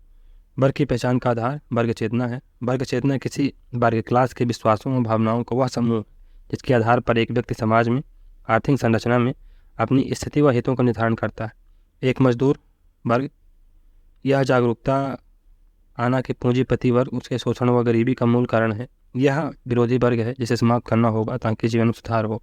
इस प्रकार वर्ग की उत्पत्ति तो आर्थिक आधार पर होती है, पर पहचान तब बनती है जब वे वर्ग चेतना के द्वारा अपना राजनीतिक संगठन बना लेते हैं। वर्ग संघर्ष में पूंजीपति राज्य का विनाश किया जाता है, जबकि सर्वहारा के अधिनायकवाद में राज्य धीरे धीरे विलुप्त हो जाता है। अधिशेष मूल्य अतिरिक्त मूल्य का सिद्धांत, theory of surplus value, Das Kapital में मिलता है। दास कैपिटल जो बुक आती है इसमें मिलता है। वेपर। तो मार्क्स का अतिरिक्त मूल्य का सिद्धांत रिकार्डो के सिद्धांत का ही व्यापक रूप है, जिसके अनुसार किसी भी वस्तु का मूल्य उसमें निहित श्रम की मात्रा के अनुपात में होता है, बशर्ते वह श्रम उत्पादन की क्षमता के वर्तमान स्तर के तुल्य हो। इस सिद्धांत के 3 नियम हैं। पहला, पूंजी का संचय सिद्धांत। पूंजीपति सदैव यह प्रयत्न करता रहता है कि मशीनों के अधिकाधिक प्रयोग द्वारा श्रम की बचत और उत्पत्ति की और उत्पादन की वृद्धि हो। पूंजी के केंद्रीकरण का सिद्धांत, concentration of wealth, theory of concentration of wealth. और इसके अनुसार प्रतियोगिता द्वारा पूंजीपतियों की संख्या में कमी होगी, पूंजी का केंद्रीकरण होगा, जिससे केवल कुछ व्यक्तियों का एक अधिकार हो जाएगा और इस तरह से पूंजीवादियों का अंत हो जाएगा। कष्टों की वृद्धि का सिद्धांत। पूंजीवादी व्यवस्था में श्रमिकों का शोषण बढ़ता चला जाएगा, जिससे वे अपने सुरक्षा हेतु संगठित होकर क्रांति द्वारा पूंजीवादी व्यवस्था का अंत करेंगे। मूल्य व कीमत में अंतर होता है। मूल्य का श्रम सिद्धांत अर्थात वस्तु उत्पादन को मूल्यवान बनाया जाता है श्रम द्वारा, न कि कच्चे माल, पूंजी व साहस से। श्रमिक कच्चे माल को तैयार उत्पादों में बदल कर मूल्य उत्पन्न करते हैं, लेकिन इस मूल्य का केवल एक छोटा सा अंश उन्हें मजदूरी के रूप में मिलता है। शेष जो बचता है वह अतिरिक्त मूल्य है, जो पूंजीपति लाभ के रूप में हड़प जाता है, क्योंकि उसके पास उत्पादन के साधनों का नियंत्रण। पूंजीपति स्वयं मूल्य निर्धारण की प्रक्रिया में कुछ नहीं जोड़ता आता है, वह केवल परजीवी है, पैरासाइट है। क्योंकि जो कुछ भी लेबर होता है, जो कोई मेहनत होती है, वो कौन करता है? लेबर करता है। पूंजीपति क्या करता है? कुछ नहीं करता है। रेंट में मतलब kind of land labour capital को स्टेब्लिश करता है और फिर प्रॉफिट करता है। अल्टीमेटली मेहनत कौन करता है? लेबर ही तो करता है। इस मूल्य को बाजार में ले जाकर मुद्रा के रूप में व्यक्त किया जाता है, तो वह कीमत, प्राइज, एक्सचेंज वैल्यू कहलाती है। एक प्यासे व्यक्ति के लिए पानी का मूल्य ज़्यादा है, जबकि सोने की कीमत ज़्यादा है। अतिरिक्त मूल्य तो श्रमिक जो पैदा करता है तथा वास्तव में जो प्राप्त करता है, उसका अंतर ही अतिरिक्त मूल्य है। अतिरिक्त मूल्य ही यही शोषण का आधार है। श्रमिक को सिर्फ जीवन निर्वाह मजदूरी मिलती है। अतिरिक्त मूल्य, उपयोग मूल्य, यूटिलिटी वैल्यू व विनिमय मूल्य, एक्सचेंज वैल्यू कीमत अंतर है। अतिरिक्त मूल्य उत्पादन की प्रक्रिया के दौरान पैदा होता है, न कि विनिमय की प्रक्रिया के दौरान। मार्क्स का अधिशेष या अतिरिक्त मूल्य का सिद्धांत डेविड रिकार्डो व अन्य क्लासिकल अर्थशास्त्रियों द्वारा प्रतिपादित मूल्य के श्रम सिद्धांत पर आधारित है। मार्क्स की दास कैपिटल के अनुसार वस्तु की कीमत उसके उत्पादन में लगने वाली पूंजी पर निर्भर करती है। पूंजी भी 2 प्रकार की होती है, स्थिर पूंजी यानी कॉन्स्टेंट कैपिटल, कच्चा माल, मशीनें, उपकरण आदि। अस्थिर या परिवर्ती पूंजी, वेरिएबल कैपिटल, इसे मजदूरी कहा जाता है। पूंजीपति श्रमिक की श्रम शक्ति यानी लेबर पावर खरीद लेता है तथा इन श्रम शक्ति को कच्चे माल में लगाकर वस्तुओं का उत्पादन करता है। इन वस्तुओं का विनिमय, एक्सचेंज वैल्यू होती है। वस्तु के विनिमय मूल्य व पूंजीपति द्वारा वस्तु के उत्पादन के लिए श्रमिक को दी जाने वाली मजदूरी के बीच के अंतर को अधिशेष मूल्य कहते हैं। मार्क्स के अनुसार पूंजीवाद का इतिहास पूंजीपतियों द्वारा अधिशेष मूल्य को बढ़ाने के संघर्ष और श्रमिक वर्ग का इस वर्ग के विरुद्ध प्रतिरोध का इतिहास है। दास समाज, सामंती समाज और पूंजीवादी समाज में अधिशेष मूल्य सृजित करने के तरीके में अंतर होता है। दास समाज व सामंती समाज में दास व किसान अपने मालिक अथवा संबंध से जुड़े होते हैं, जो पहले बताया है, वे उसे छोड़ नहीं जा सकते हैं, जबकि पूंजीवादी समाज में श्रमिक स्वेच्छा से पूंजीवाद के साथ करार, फ्री कॉन्ट्रैक्ट कर सकता है। हालांकि यह स्वतंत्रता केवल मिथक है ना, ये केवल फॉल्स कॉन्शियसनेस है, क्योंकि श्रमिक के पास इतनी श्रम शक्ति बेचने के लिए अपनी श्रम शक्ति बेचने के अलावा कोई विकल्प ही नहीं होता है। इस प्रकार यह स्वतंत्रता केवल अपने शोषक को चुनने की स्वतंत्रता है, जबकि दास व सामंती समाज में इस प्रकार की स्वतंत्रता भी नहीं। दास व सामंती समाज में, स्लेव सोसाइटी में और फ्यूडल सिस्टम में आपके पास ये भी ऑप्शन नहीं है कि आप अपने शोषक को चुन सकें, लेकिन पूंजीवादी समाज में आप एक फैक्ट्री से दूसरी फैक्ट्री में जा सकते हैं। अल्टीमेटली है तो सभी शोषक ही ना। मजदूरी का लॉ नियम, आयरन लॉ ऑफ वेजेस, इस सिद्धांत को मजदूरी का जीवन निर्वाह सिद्धांत भी कहा जाता है। मजदूरी का लॉ नियम अतिरिक्त मूल्य के सिद्धांत से ही संबंधित है। इस लॉ नियम का तात्पर्य है कि पूंजीपति मजदूर को उतनी ही मजदूरी देता है जिससे उसके प्राण बच रहे रहें, वह अगले दिन काम पर आ सके। मजदूर को पूंजीपति कभी भी जीवन निर्वाह से अधिक मजदूरी नहीं देता, यही लॉ नियम है।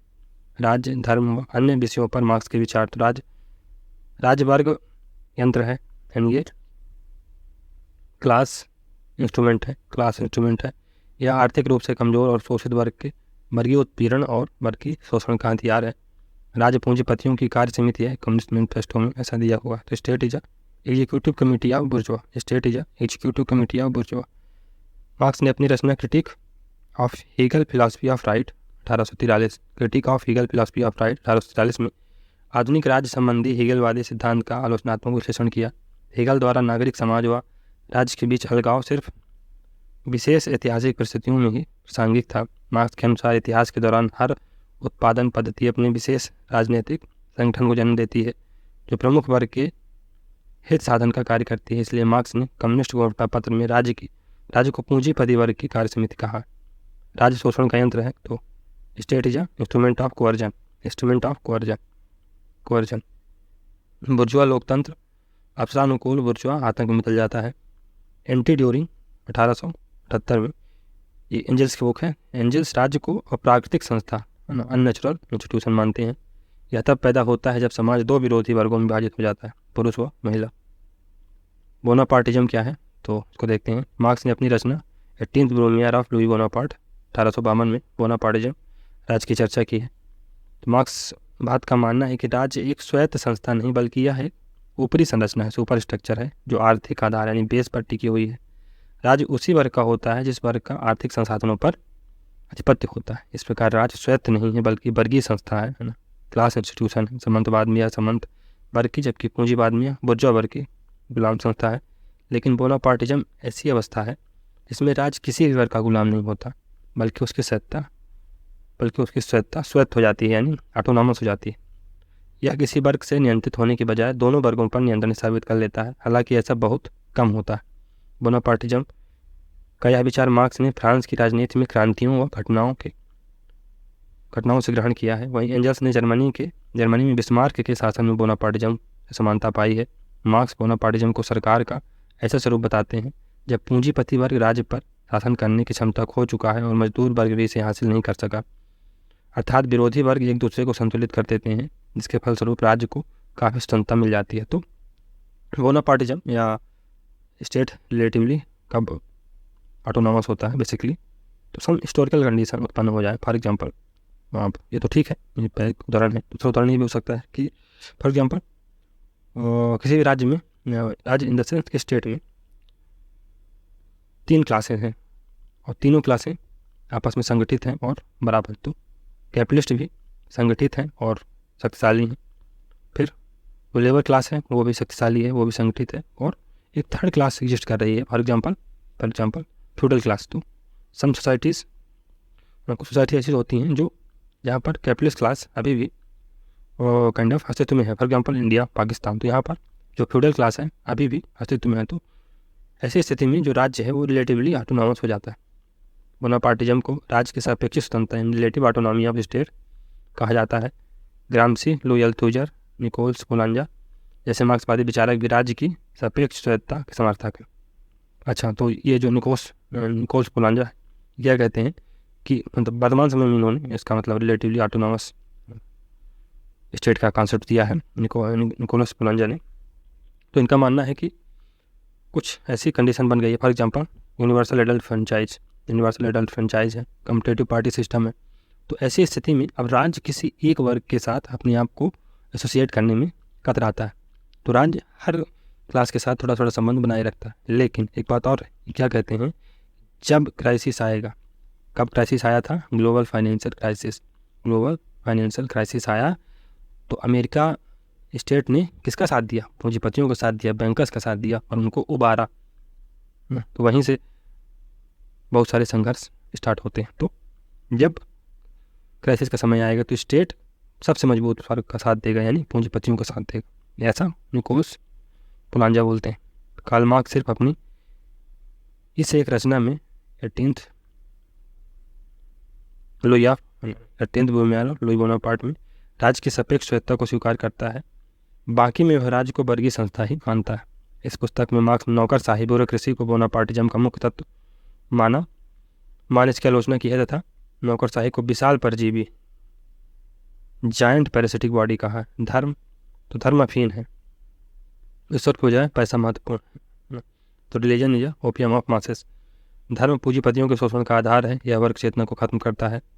धर्म पीड़ित लोगों की बेदर्द दुनिया का दर्द और आत्मविहीन स्थितियों की आत्मा है। यह पहचान साधारण के लिए अफीम है, मार्क्स ऐसा बोलते हैं। धर्म मनुष्य को नहीं बनाता बल्कि मनुष्य धर्म को बनाता है। तो जो ह्यूमंस हैं वो धर्म द्वारा नहीं बनाए गए हैं, रिलीजन द्वारा नहीं बनाए, बल्कि रिलीजन मनुष्य ने धर्म को बनाया है। धर्म विश्व की विकृत चेतना, धर्म व दर्शन वास्तविकता नहीं भ्रम है, तो ये फॉल्स कॉन्शियसनेस है, ऐसा मानता है मार्क्स। धर्म की आलोचना सभी आलोचनाओं पूर्व कल्पना। रोमांड ओरा की अपनी पुस्तक द ओपियम ऑफ इंटेलेक्चुअल्स में लिखते हैं, मार्क्सवाद बुद्धिजीवियों के लिए अफीम। अच्छा, अब जो ये रोमांड ओरा है, ये अपनी पुस्तक द ओपियम ऑफ इंटेलेक्चुअल्स में लिखते हैं कि मार्क्सवाद बुद्धिजीवियों के लिए अफीम है। तो फ्रॉम काइंड ऑफ सटायर है कि एक बार जो है ना कार्ल मार्क्स को पढ़ लेता है, एक व्यक्ति जो कार्ल मार्क्स को पढ़ लेता है तो कहीं ना कहीं उससे प्रभावित जरूर हो जाएगा। इतनी ताकत है मार्क्सिज्म में, इतनी ताकत है मार्क्स के विचारों में, तो ये बुद्धिजीवियों के लिए अफीम बन गया। मतलब अगर कोई व्यक्ति मार्क्स की किताबों को पढ़ता है, मार्क्सिज्म को पढ़ता है, तो वो कहीं ना कहीं प्रभावित होगा ही होगा। विचारधारा आइडियोलॉजी, विचारधारा मिथ्या चेतना है, फॉल्स कॉन्शियसनेस है, या सर्वहारा के शोषण का आधार है। इसकी आवश्यकता पूंजीपति समाज को है। सर्वहारा को वर्ग चेतना की आवश्यकता है, न कि विचारधारा मिथ्या चेतना की। मार्क्स विज्ञान और विचारधारा में अंतर करता है। विचारधारा शब्द का पहला प्रयोग 1796 में देसू द ट्रेसी ने किया था, विचारों के समूह के रूप में, या ideology as a science of thoughts. विचारधारा उन विचारों का समुच्चय है जिन्हें प्रभुत्वशाली वर्ग अपने शासन की बेहतर स्थापित करने के उद्देश्य से सारे समाज के लिए मान्य बना देता है। मार्क्स ऐसा बोलता है। मार्क्स हर युग के प्रभुत्वशाली विचार सदा उसके शासक वर्ग के विचार होते हैं। जिस वर्ग के पास भौतिक उत्पादन के साधन होते हैं, उसी के पास मानसिक उत्पादन के भी साधन होते हैं, यानी विचारधारा भी उसी की होती है। मार्क्स ने विचारधारा का प्रयोग उन विचारों, विश्वासों और मूल्यों के संदर्भ में किया है जो एक विशेष वर्ग के हितों को दर्शाते हैं। किसी भी समाज में प्रमुख मूल्य व विश्वास हमेशा शासक वर्ग के मूल्य व विश्वास होते हैं, जबकि समाज के सदस्यों के लिए ये मिथ्या चेतना। अतः विचारधारा भी आज संरचना के अन्य सभी तत्वों की तरह वर्ग वर्चस्व का एक उपकरण। साम्यवाद आने पर विलुप्त होंगे।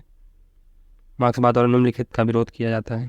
प्राइवेट प्रॉपर्टी का, तो साम्यवादी निजी पूंजी का विरोध करते हैं, पूंजीगत व्यक्तिगत पूंजी यानी पर्सनल प्रॉपर्टी का नहीं, पर्सनल प्रॉपर्टी का नहीं बल्कि निजी प्रॉपर्टी का ये विरोध करते हैं, प्राइवेट प्रॉपर्टी का विरोध करते हैं। राज हाथ से वो हथौड़े की तरह विलुप्त हो जाएगा, बेचारा हो जाएगा स्टेट। धर्म, विचारधारा, वर्ग विभेद, क्लास स्ट्रगल और परिवार में महिला का शोषण समाप्त होगा। तो साम्यवाद आने पर महिला चूल्हे चौके से मुक्त हो जाएंगी। उपनिवेशवाद का समर्थन, मार्क्स ने अपनी एशियाटिक मोड ऑफ प्रोडक्शन में जो सिद्धांत दिया है उसमें एशियाई उत्पादन प्रणाली व समाज को गतिहीन माना है और साम्राज्यवाद और उपनिवेशवाद का समर्थन किया है, क्योंकि इससे इन देशों में औद्योगिकरण होगा, जिससे पूंजीवाद आएगा और वर्ग संघर्ष होगा।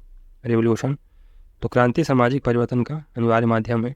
क्रांति एक राजनीतिक गतिविधि है जिसका उद्देश्य राजनीतिक शांति पर, राजनीतिक सत्ता पर नियंत्रण स्थापित करना होता है। मार्क्स, सामंतवाद से साम्यवाद आने के मध्य दो क्रांतियाँ होंगी। पहला बुर्जुआ क्रांति होगी, इसमें पूंजीपति सामंतवाद को खत्म कर देते हैं। फ्रांसीसी क्रांति को मार्क्स बुर्जुआ क्रांति कहते हैं। और सर्वहारा क्रांति, तो इसमें सर्वहारा वर्ग पूंजीपति को खत्म कर करके साम्यवाद लाता है। क्रांति का मूल कारण वियोजन है, यानी डिस्जंक्शन है, जो उत्पादन के संबंधों और उत्पादन की शक्तियों के मध्य होते हैं। बुर्जुआ स्वयं उत्पादन के साधनों, मूसल, हाथ चक्की, भाप चक्की में परिवर्तन लाता है तथा अपनी कब्र खोदने वाला वर्ग स्वयं तैयार करता है। इस प्रकार पहले उत्पादन के साधन बदलते हैं, फिर उत्पादन के संबंध। मार्क्स ने इतिहास में आर्थिक विकास के 5 चरण बताए हैं। पहला आदिम साम्यवाद, फिर दास समाज, फिर सामंती समाज, पूंजीवाद व साम्यवाद। इसमें अंतिम साम्यवादी चरण को छोड़कर बाकी हर एक में अंतर विरोधी शक्तियाँ होती हैं, जिसके फलस्वरूप क्रांतियाँ पैदा होती हैं। सर्वहारा का अधिनायकवाद तो संक्रमणकालीन अवस्था है। सर्वहारा क्रांतियाँ मार्क्स के अनुसार विकसित औद्योगिकृत देशों में होंगी। सबसे पहले कार्य, तो मार्क्स कार्य उतना ही जरूरी है जितना कि खाना, मतलब उसको सोचने से पूर्व खाना चाहिए। खाने से उत्पादन करना होगा। उत्पादन एक मूल कार्य है, तो ये उत्पादन एक मूल कार्यकलाप है, मार्क्स ऐसा मानता है। कामगारों की मुक्ति का आधार है उनका कार्य, मार्क्स ऐसा बोलता है। मार्क्स के अनुसार मानव होमो फेवर अर्थात टोल मेकर है। इसका तात्पर्य है कि मानव अपनी योग्यता से अपने भाग का निर्धारण स्वयं कर सकते हैं, जिस प्रकार टोल मेकर वस्तुओं का निर्माण करता है। श्रम शक्ति, श्रमिक के मस्तिष्क मांसपेशियों नसों के बराबर है। सेवाइन, मार्क्सवाद ऐसा यूटोपिया आदर्श लोक है जो उदार और मानवीय है। मार्क्स व एंजल्स ने रूस को अर्थ एशियाई बताया, उत्पादन की एशियाई प्रणाली व भारत तो Asiatic mode of production in India. तो ग्रुंडिस में मार्क्स और एंजल्स ने एशियाई समाजों की आरंभिक रूपरेखा प्रस्तुत की है, जिससे पूर्व और पश्चिम के बीच प्रमुख अंतर बताया। गैर यूरोपीय विश्व के बारे में मार्क्स के विचार हेगल जैसे ही थे। यूरो केंद्रित दृष्टि वाला हेगल गैर यूरोपीय एशिया व अन्य देशों को स्थिर व पिछड़े हुए मानता था। ऐसा ही मार्क्स सोचता था। मार्क्स ने गैर यूरोपीय देशों के लिए उत्पादन की एशियाई प्रणाली एशियाटिक मोड ऑफ प्रोडक्शन शब्दावली का प्रयोग किया है। इन देशों में जो यूरोपीय साम्राज्यवाद तथा उपनिवेशवाद था, मार्क्स उनका विरोधी, कम समर्थक ज़्यादा था। वह उपनिवेशवाद व साम्राज्यवाद को इन स्थिर समाजों में परिवर्तन का वाहक मानता था। भारत की गुलामी व ब्रिटिश उपनिवेशवाद को भी कार्ल मार्क्स ने उपयोगी माना है, क्योंकि ब्रिटिश साम्राज्यवाद यहाँ औद्योगिकीकरण, तकनीकी विकास, सामाजिक परिवर्तन व वर्ग विभेद पैदा करेगा, जिससे साम्यवादी क्रांति संभव होगी। पर घरेलू उद्योग व हस्तशिल्प नष्ट होने के कारण उसने ब्रिटिश उपनिवेशवाद को विनाशकारी भी माना। नोट: रिचर्ड जोन्स एशियाई उत्पादन पद्धति के लिए एशियाई समाज व जेएस मिल पूर्वी समाज शब्दों का प्रयोग करते हैं।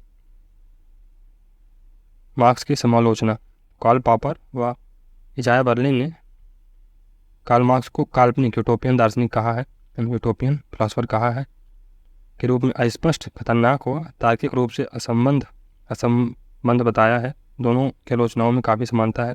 कार्ल पॉपर ने अपनी प्रसिद्ध कृति open society and its enemy 1945 में प्लेटो व हेगल के अलावा कार्ल मार्क्स को भी खुले समाज का दुश्मन बताया है। मार्क्स के आर्थिक निर्धारणवाद, ऐतिहासिकतावाद यानी हिस्टोरिसिज्म, संपूर्णतावाद और रेडिकल परिवर्तनों के कारण कार्ल पॉपर उसे खुले समाज का दुश्मन कहता है। कार्ल पॉपर मार्क्स का वैज्ञानिक समाजवाद न सिर्फ समाज के बारे में गलत था, बल्कि विज्ञान के बारे में भी गलत था। कॉमफोर्थ ने अपनी कृति the open philosophy and the open enemies 1968 में पॉपर की आलोचना की। खुले समाज के मित्र जो पूंजीवाद से मुक्ति चाहते हैं उनके शत्रु हैं, इसके शत्रु हैं, और खुले समाज के शत्रु जो पूंजीवाद को बचाए रखना चाहते हैं इसके मित्र। अर्थात पॉपर दो विरोधी चीज़ों, खुले समाज व पूंजीवाद को साथ मिला रहा है। लेकिन बर्लिन व मैगी पॉपर का समर्थन करते हैं। बर्लिन: पॉपर जीवित लेखकों में साम्यवाद के सबसे गंभीर व ठोस आलोचक थे। मैगी ने कहा है कि कैसे कोई तर्क बुद्धि वाला व्यक्ति पॉपर द्वारा मार्क्स की आलोचना पढ़ने के बाद भी मार्क्सवादी बना रह सकता है। बर्लिन लिखते हैं, इसमें शक नहीं है कि मार्क्स अति महान थे, लेकिन वे फासिज्म, सत्तावाद व कल्याणकारी राज्य के उदय की घोषणा नहीं कर पाए। पूंजीवाद का भी उनका विश्लेषण अधिक से अधिक 19वीं सदी के पूंजीवाद पर ही लागू होता है। बर्लिन स्वतंत्रता, उदारवाद, बहुलवाद का समर्थक है, अतः वह किसी एक सत्य या विचार को अंतिम नहीं मानता।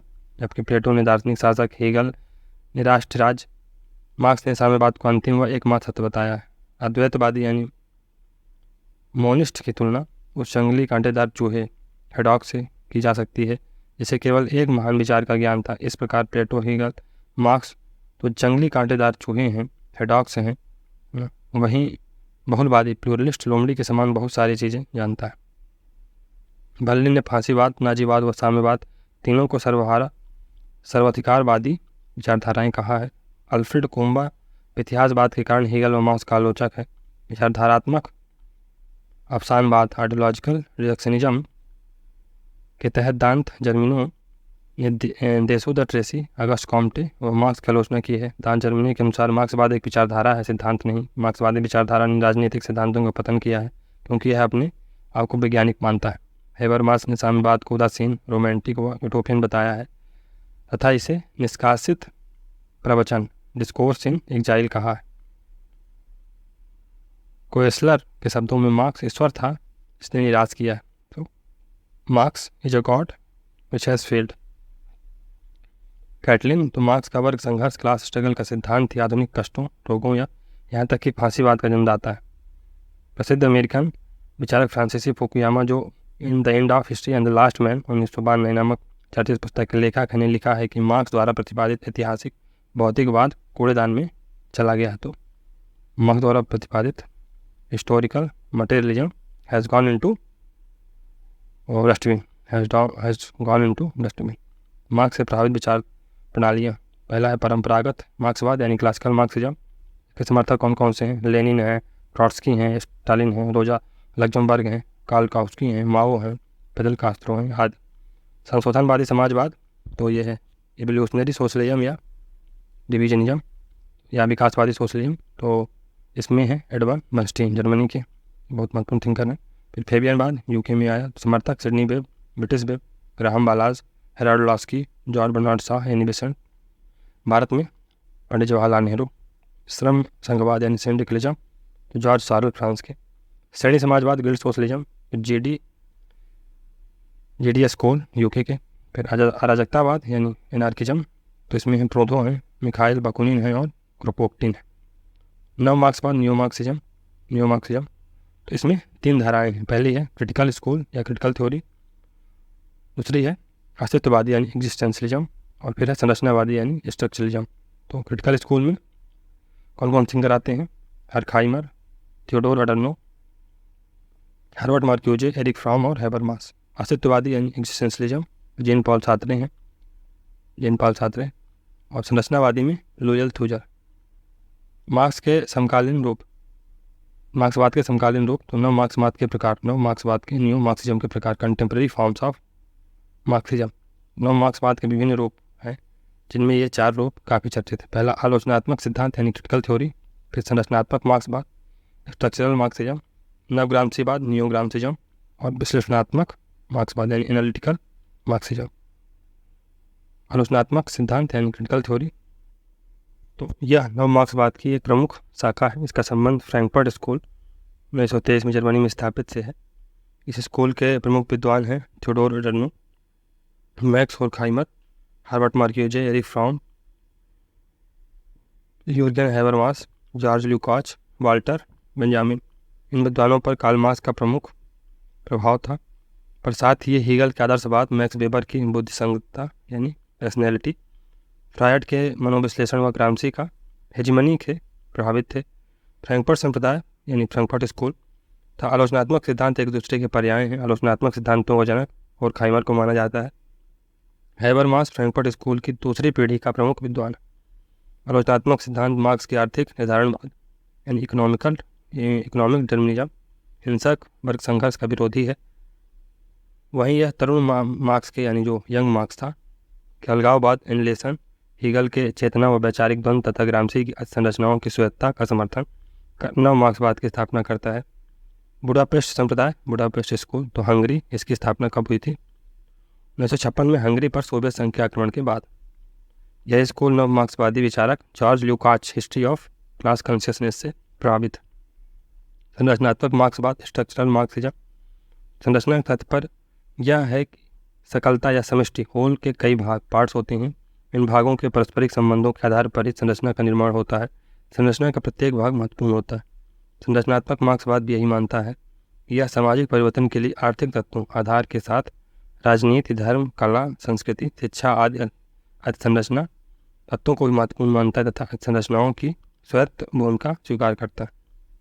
जहाँ आलोचनात्मक सिद्धांत जर्मनी में पैदा हुआ, वहीं संरचनात्मक मार्क्सवाद फ्रांस में 1970 के दशक में पैदा हुआ। लुई अल्थोजर इसके जनक कहे जाते हैं।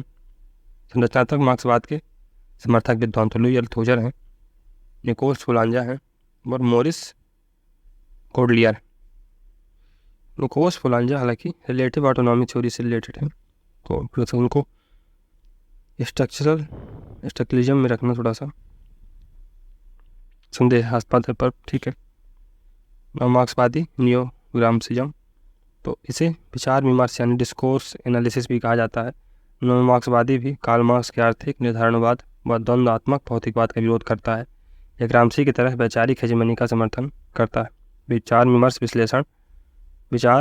विमर्श विश्लेषण तथा नवग्रामसीवाद, भाषाई दर्शन लिंग्विस्टिक फिलॉसफी, संरचनावाद स्ट्रक्चरलिज्म तथा उत्तर आधुनिकता पोस्ट मॉडर्निज्म से प्रभावित है। अतः यह मानता है कि ऐतिहासिक विकास व परिवर्तन में जितनी महत्वपूर्ण भूमिका भौतिक व आर्थिक तत्वों की होती है, उतनी ही महत्वपूर्ण भाषा, विचार और प्रतीक की होती है।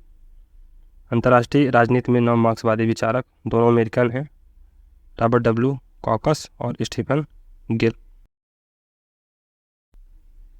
फिर नेक्स्ट है विश्लेषणात्मक मार्क्सवाद यानी एनालिटिकल मार्क्सिज्म।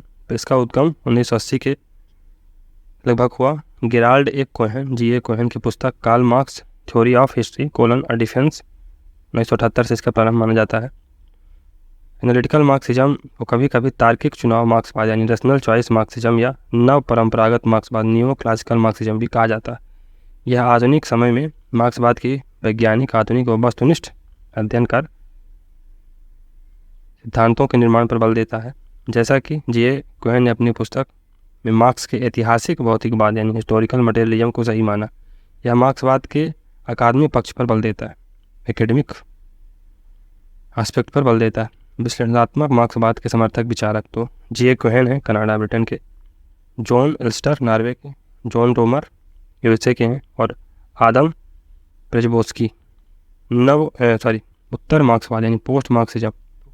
इसके थिंकर कौन कौन से हैं? अर्नेस्ट लेक्लाउ और चैंटल माउफे और अर्नेस्ट लेक्लाउ। साम्यवादी संगठन कम्युनिस्ट लीग, जो कि 1847 से 1852 के बीच बनती है। कार्ल शैपर के नेतृत्व में इस अंतर्राष्ट्रीय राजनीतिक संगठन का गठन कार्ल मार्क्स व एंजल्स ने किया था। कहाँ? लंदन। फर्स्ट इंटरनेशनल कब हुई? 1864 से 76 के बीच में मार्क्स व उनके साथियों ने लंदन में इस अंतर्राष्ट्रीय संगठन की स्थापना की। इसका सही नाम था international working men's association. Second international 1889 से 1916 के बीच में रही। समाजवादी व मजदूर दलों ने मिलकर पेरिस में इसकी स्थापना की। मार्क्स इससे जुड़े नहीं थे क्योंकि 1883 में उनका निधन हो गया था। कॉमिंटॉन तो 1919 से 1943 तक रहा अस्तित्व में। इसका पूरा नाम क्या है? Communist international. इसकी स्थापना लेनिन के नेतृत्व में मॉस्को में की गई थी। इसने थर्ड इंटरनेशनल का रूप लिया। कॉमी फॉर्म तो ये 1947 से 1956 के बीच में रहा। इसका पूरा नाम क्या है? Communist information bureau. यूरोपियन मार्क्सवादी साम्यवादी संगठनों को मिलाकर इसकी स्थापना स्टालिन ने की थी। मार्क्स विशेष, मार्क्स का साम्यवाद हीगल, फायरबाख, एडम स्मिथ, रिकार्डो, सेंट साइमन आदि के विचारों से प्रभावित है। मार्क्स ने क्रिटिक ऑफ पॉलिटिकल इकोनॉमी 1859 में सामाजिक जीवन व सामाजिक चेतना के बीच संबंध स्थापित किया है। Main current of Marxism its origin, growth and dissolution 1976 में पुस्तक लेस्जेक कुलेस्कोवास्की की है। डेविड मैकलेनन के अनुसार युवा मार्क्स व पौर्ण मार्क्स दोनों समान है। तो यंग मार्क्स और मैच्योर मार्क्स दोनों समान है। कौन बोलता है? डेविड मैकलेनन। मार्क्सिज्म आफ्टर मार्क्स 1980 पुस्तक डेविड मैकलेनन की है। जोड़ के अनुसार मार्क्स वास्तविक रूप में समाजवाद के पिता हैं। कार्ल पॉपर ने मार्क्स के इतिहास की व्याख्या को इतिहासवाद कहा यानी हिस्टोरिसिज्म कहा। मार्क्स ने बुर्जुआ व श्रमजीवी शब्दों की स्पष्ट रूप से कहीं भी प्रयोग नहीं किया है या कहीं भी व्याख्या नहीं की है। श्रमजीवी की एंजल्स ने परिभाषा, श्रमजीवी वर्ग समाज का वह वर्ग है जो अपने जीविकोपार्जन के लिए पूर्ण रूप से अपने श्रम के विक्रय पर निर्भर होता है, न कि पूंजी के द्वारा प्राप्त लाभ पर। लास्की कम्युनिस्ट मैनिफेस्टो एक सर्वकालिक सर्वाधिक महत्वपूर्ण राजनीतिक अभिलेख है। लास्की ने इसकी तुलना 1776 के अमेरिकी स्वतंत्रता घोषणा और 1783 के फ्रांसीसी अधिकारों की घोषणा से की। द्वंद्वात्मक भौतिकवाद शब्द जियोर्गी प्लेखानोव की देन है, ना कि मार्क्सवाद की। तो जो डायलेक्टिकल मटेरियलिज्म का वर्ड है उसका उसको कॉइन किसने किया था? जियोर्गी प्लेखानोव ने, ना कि मार्क्स ने। जीन पॉल सार्त्रे ने अपनी पुस्तक क्रिटिक ऑफ डायलेक्टिकल रीजन में मार्क्सवाद के आधारभूत सिद्धांत द्वंद्वात्मक भौतिकवाद का ही खंडन किया। फिर दान जर्मिनो ने मार्क्सवाद को एक राजनीतिक सिद्धांत की बजाय एक विचारधारा कहा है। मार्क्सवाद में प्रचलित शब्दावली इतिहास की भौतिकवादी व्याख्या, तो मटेरियलिस्टिक इंटरप्रिटेशन ऑफ हिस्ट्री, ऐतिहासिक भौतिकवाद, हिस्टोरिकल मटेरियलिज्म, मिथ्या चेतना, फॉल्स कॉन्शियसनेस इत्यादि एंजल्स द्वारा निर्मित है। हर्बर्ट मार्क्यूजे की पुस्तक Soviet Marxism a critical analysis 1958 है। मिखाइल बाकुनिन नामक अराजकतावादी एनार्किस्ट था, ने अपनी पुस्तक स्ट्रेटिज्म एंड एनार्की 1873 में मार्क्सवादी मान्यता का खंडन किया है। द पॉवर्टी ऑफ फिलॉसफी 1847 में मार्क्स ने वर्ग की सकारात्मक परिभाषा दी, the poverty of philosophy. The civil war in France 1871 में राज्य पर विचार दिया तथा इसमें उन्होंने कम्युनिस्ट मैनिफेस्टो के विचारों का संशोधन किया। क्रिटिक ऑफ गोथा प्रोग्राम 1875 में फेर्डिनांड लासाउल तथा लोकतांत्रिक समाजवादियों की आलोचना व अराजकतावाद से खुद को अलग बताया है मार्क्स ने। टेलर ने मार्क्स की रचना कम्युनिस्ट मैनिफेस्टो को बाइबल या कुरान की भांति पवित्र कहा है। इसने टेलर ने किसको? कम्युनिस्ट मैनिफेस्टो को। एडवर्ड बर्नस्टीन ने मार्क्स के विचारों में संशोधन बुक क्या थी? Principle of socialism and the task of social democracy, जिसे इवोल्यूशन एंड सोशलिज्म 1907 या विकासवादी समाजवाद की संज्ञा भी दी जाती है। बर्नस्टीन के अनुसार जैसे जैसे पूंजीवाद में विकास हो रहा है वैसे वैसे मध्यम वर्ग और ज़्यादा शक्तिशाली हो रहा है। पूंजीवाद के अंतर विरोधों का समाधान शांतिपूर्ण रूप से संभव है। पूंजीवाद का विनाश अपरिहार्य प्रतीत नहीं होता। समाजवाद की प्राप्ति हेतु क्रांति नहीं बल्कि लोकतांत्रिक माध्यम पर्याप्त। विकासवादी समाजवाद और मार्क्सिज्म में क्या अंतर है? तो एवोल्यूशनरी या डेवलपमेंटल, एवोल्यूशनरी या रिविजनिज्म सोशलिज्म है। और मार्क्सवाद में क्या अंतर है? तो एवोल्यूशनरी सोशलिज्म है, यह नैतिक समाजवाद है। और जो मार्क्सिज्म है यह वैज्ञानिक समाजवाद या संशोधनवादी समाजवाद है, यानी ये रिविजनिस्ट सोशलिज्म है, रिविजनिज्म वाला सोशलिज्म है। या ट्रोनीवादी यानी ऑर्थोडॉक्स मार्क्सिज्म, यह क्रमिक सुधार में विश्वास करता है, तो इवोल्यूशनरी चेंज में विश्वास करता है। या क्रांतिकारी माध्यम से समाजवाद की स्थापना पर विश्वास रखता है। या पूंजीवाद के मानवीकरण के समर्थक हैं या पूंजीवाद को उखाड़ फेंकना चाहते हैं। समान वितरण के समर्थक हैं, उत्पादन के सामूहिक स्वामित्व के समर्थक। ये वर्ग संघर्ष का समाधान चाहते हैं। ये वर्ग विहीन समाज के समर्थक। सापेक्षिक समानता यानी रिलेटिव इक्वलिटी, ये निरपेक्ष यानी एब्सोल्यूट इक्वलिटी की बात करते हैं। मिश्रित अर्थव्यवस्था के समर्थक हैं। ये पूर्णतया राज नियंत्रित अर्थव्यवस्था के समर्थक। राजनीतिक बहुलवाद के समर्थक। ये एक दलीय शासन व्यवस्था के समर्थक। मार्क्स से संबंधित महत्वपूर्ण कथन। कोएस्लर, मार्क्स ऐसा ईश्वर था जिसने निराश किया, तो Marx is considered as god by his followers and god that has failed. Sabine, Marx ऐसा कोई कारण पेश नहीं कर पाया जिसके कारण यह माना जाए कि मूलगामी राजनीतिक सत्ता में था स्थितिवादी राष्ट्रवाद से कम प्रभुत्वकारी होगी। अर्ल ग्रे के अनुसार सामान्य व्यक्ति के लिए मार्क्स का अतिरिक्त मूल का सिद्धांत रिकार्डो के मूल सिद्धांत के अतिरिक्त और कुछ नहीं। इजाया बर्लिन ने मार्क्स को आर्थिक इतिहास का सच्चा जनक कहा है। इजाया बर्लिन की पुस्तक Karl Marx, his life and environment. Catlin, Marx का वर्ग संघर्ष का सिद्धांत ही आधुनिक कष्टों, रोगों, यहाँ तक कि फांसीवाद का भी जन्मदाता है। केटलिन। मैक्सी, ऐसे व्यक्ति के संबंध में विचार करने का सबसे अच्छा तरीका यही है कि भव्यता को मस्तिष्क की खिड़की से बाहर फेंककर उसे समझने की चेष्टा की जाए। H.B. Acton, the illusion of epoch, 1955 में। मार्क्सवाद लेनिनवाद को युग का भ्रम, इल्यूजन ऑफ एपॉक कहा। कैरियो हंट, तो समाजवाद के सभी आधुनिक लेखक मार्क्स के प्रति ऋणी हैं क्योंकि किंतु वे स्वीकार नहीं करते। चलिए दोस्तों, यहाँ से मार्क्स का चैप्टर समाप्त होता है। बहुत महत्वपूर्ण थिंकर थे और लेक्चर बड़ा हो गया है, तो उसके लिए क्षमा चाहते हैं, लेकिन इतने ज़्यादा कॉन्सेप्ट थे कि चीज़ों को करना पड़ा। चलिए मिलते हैं नेक्स्ट थिंकर के साथ, जहाँ पर ग्रामसी को पढ़ेंगे। सबके लिए good bye. Thank you very much for discussion.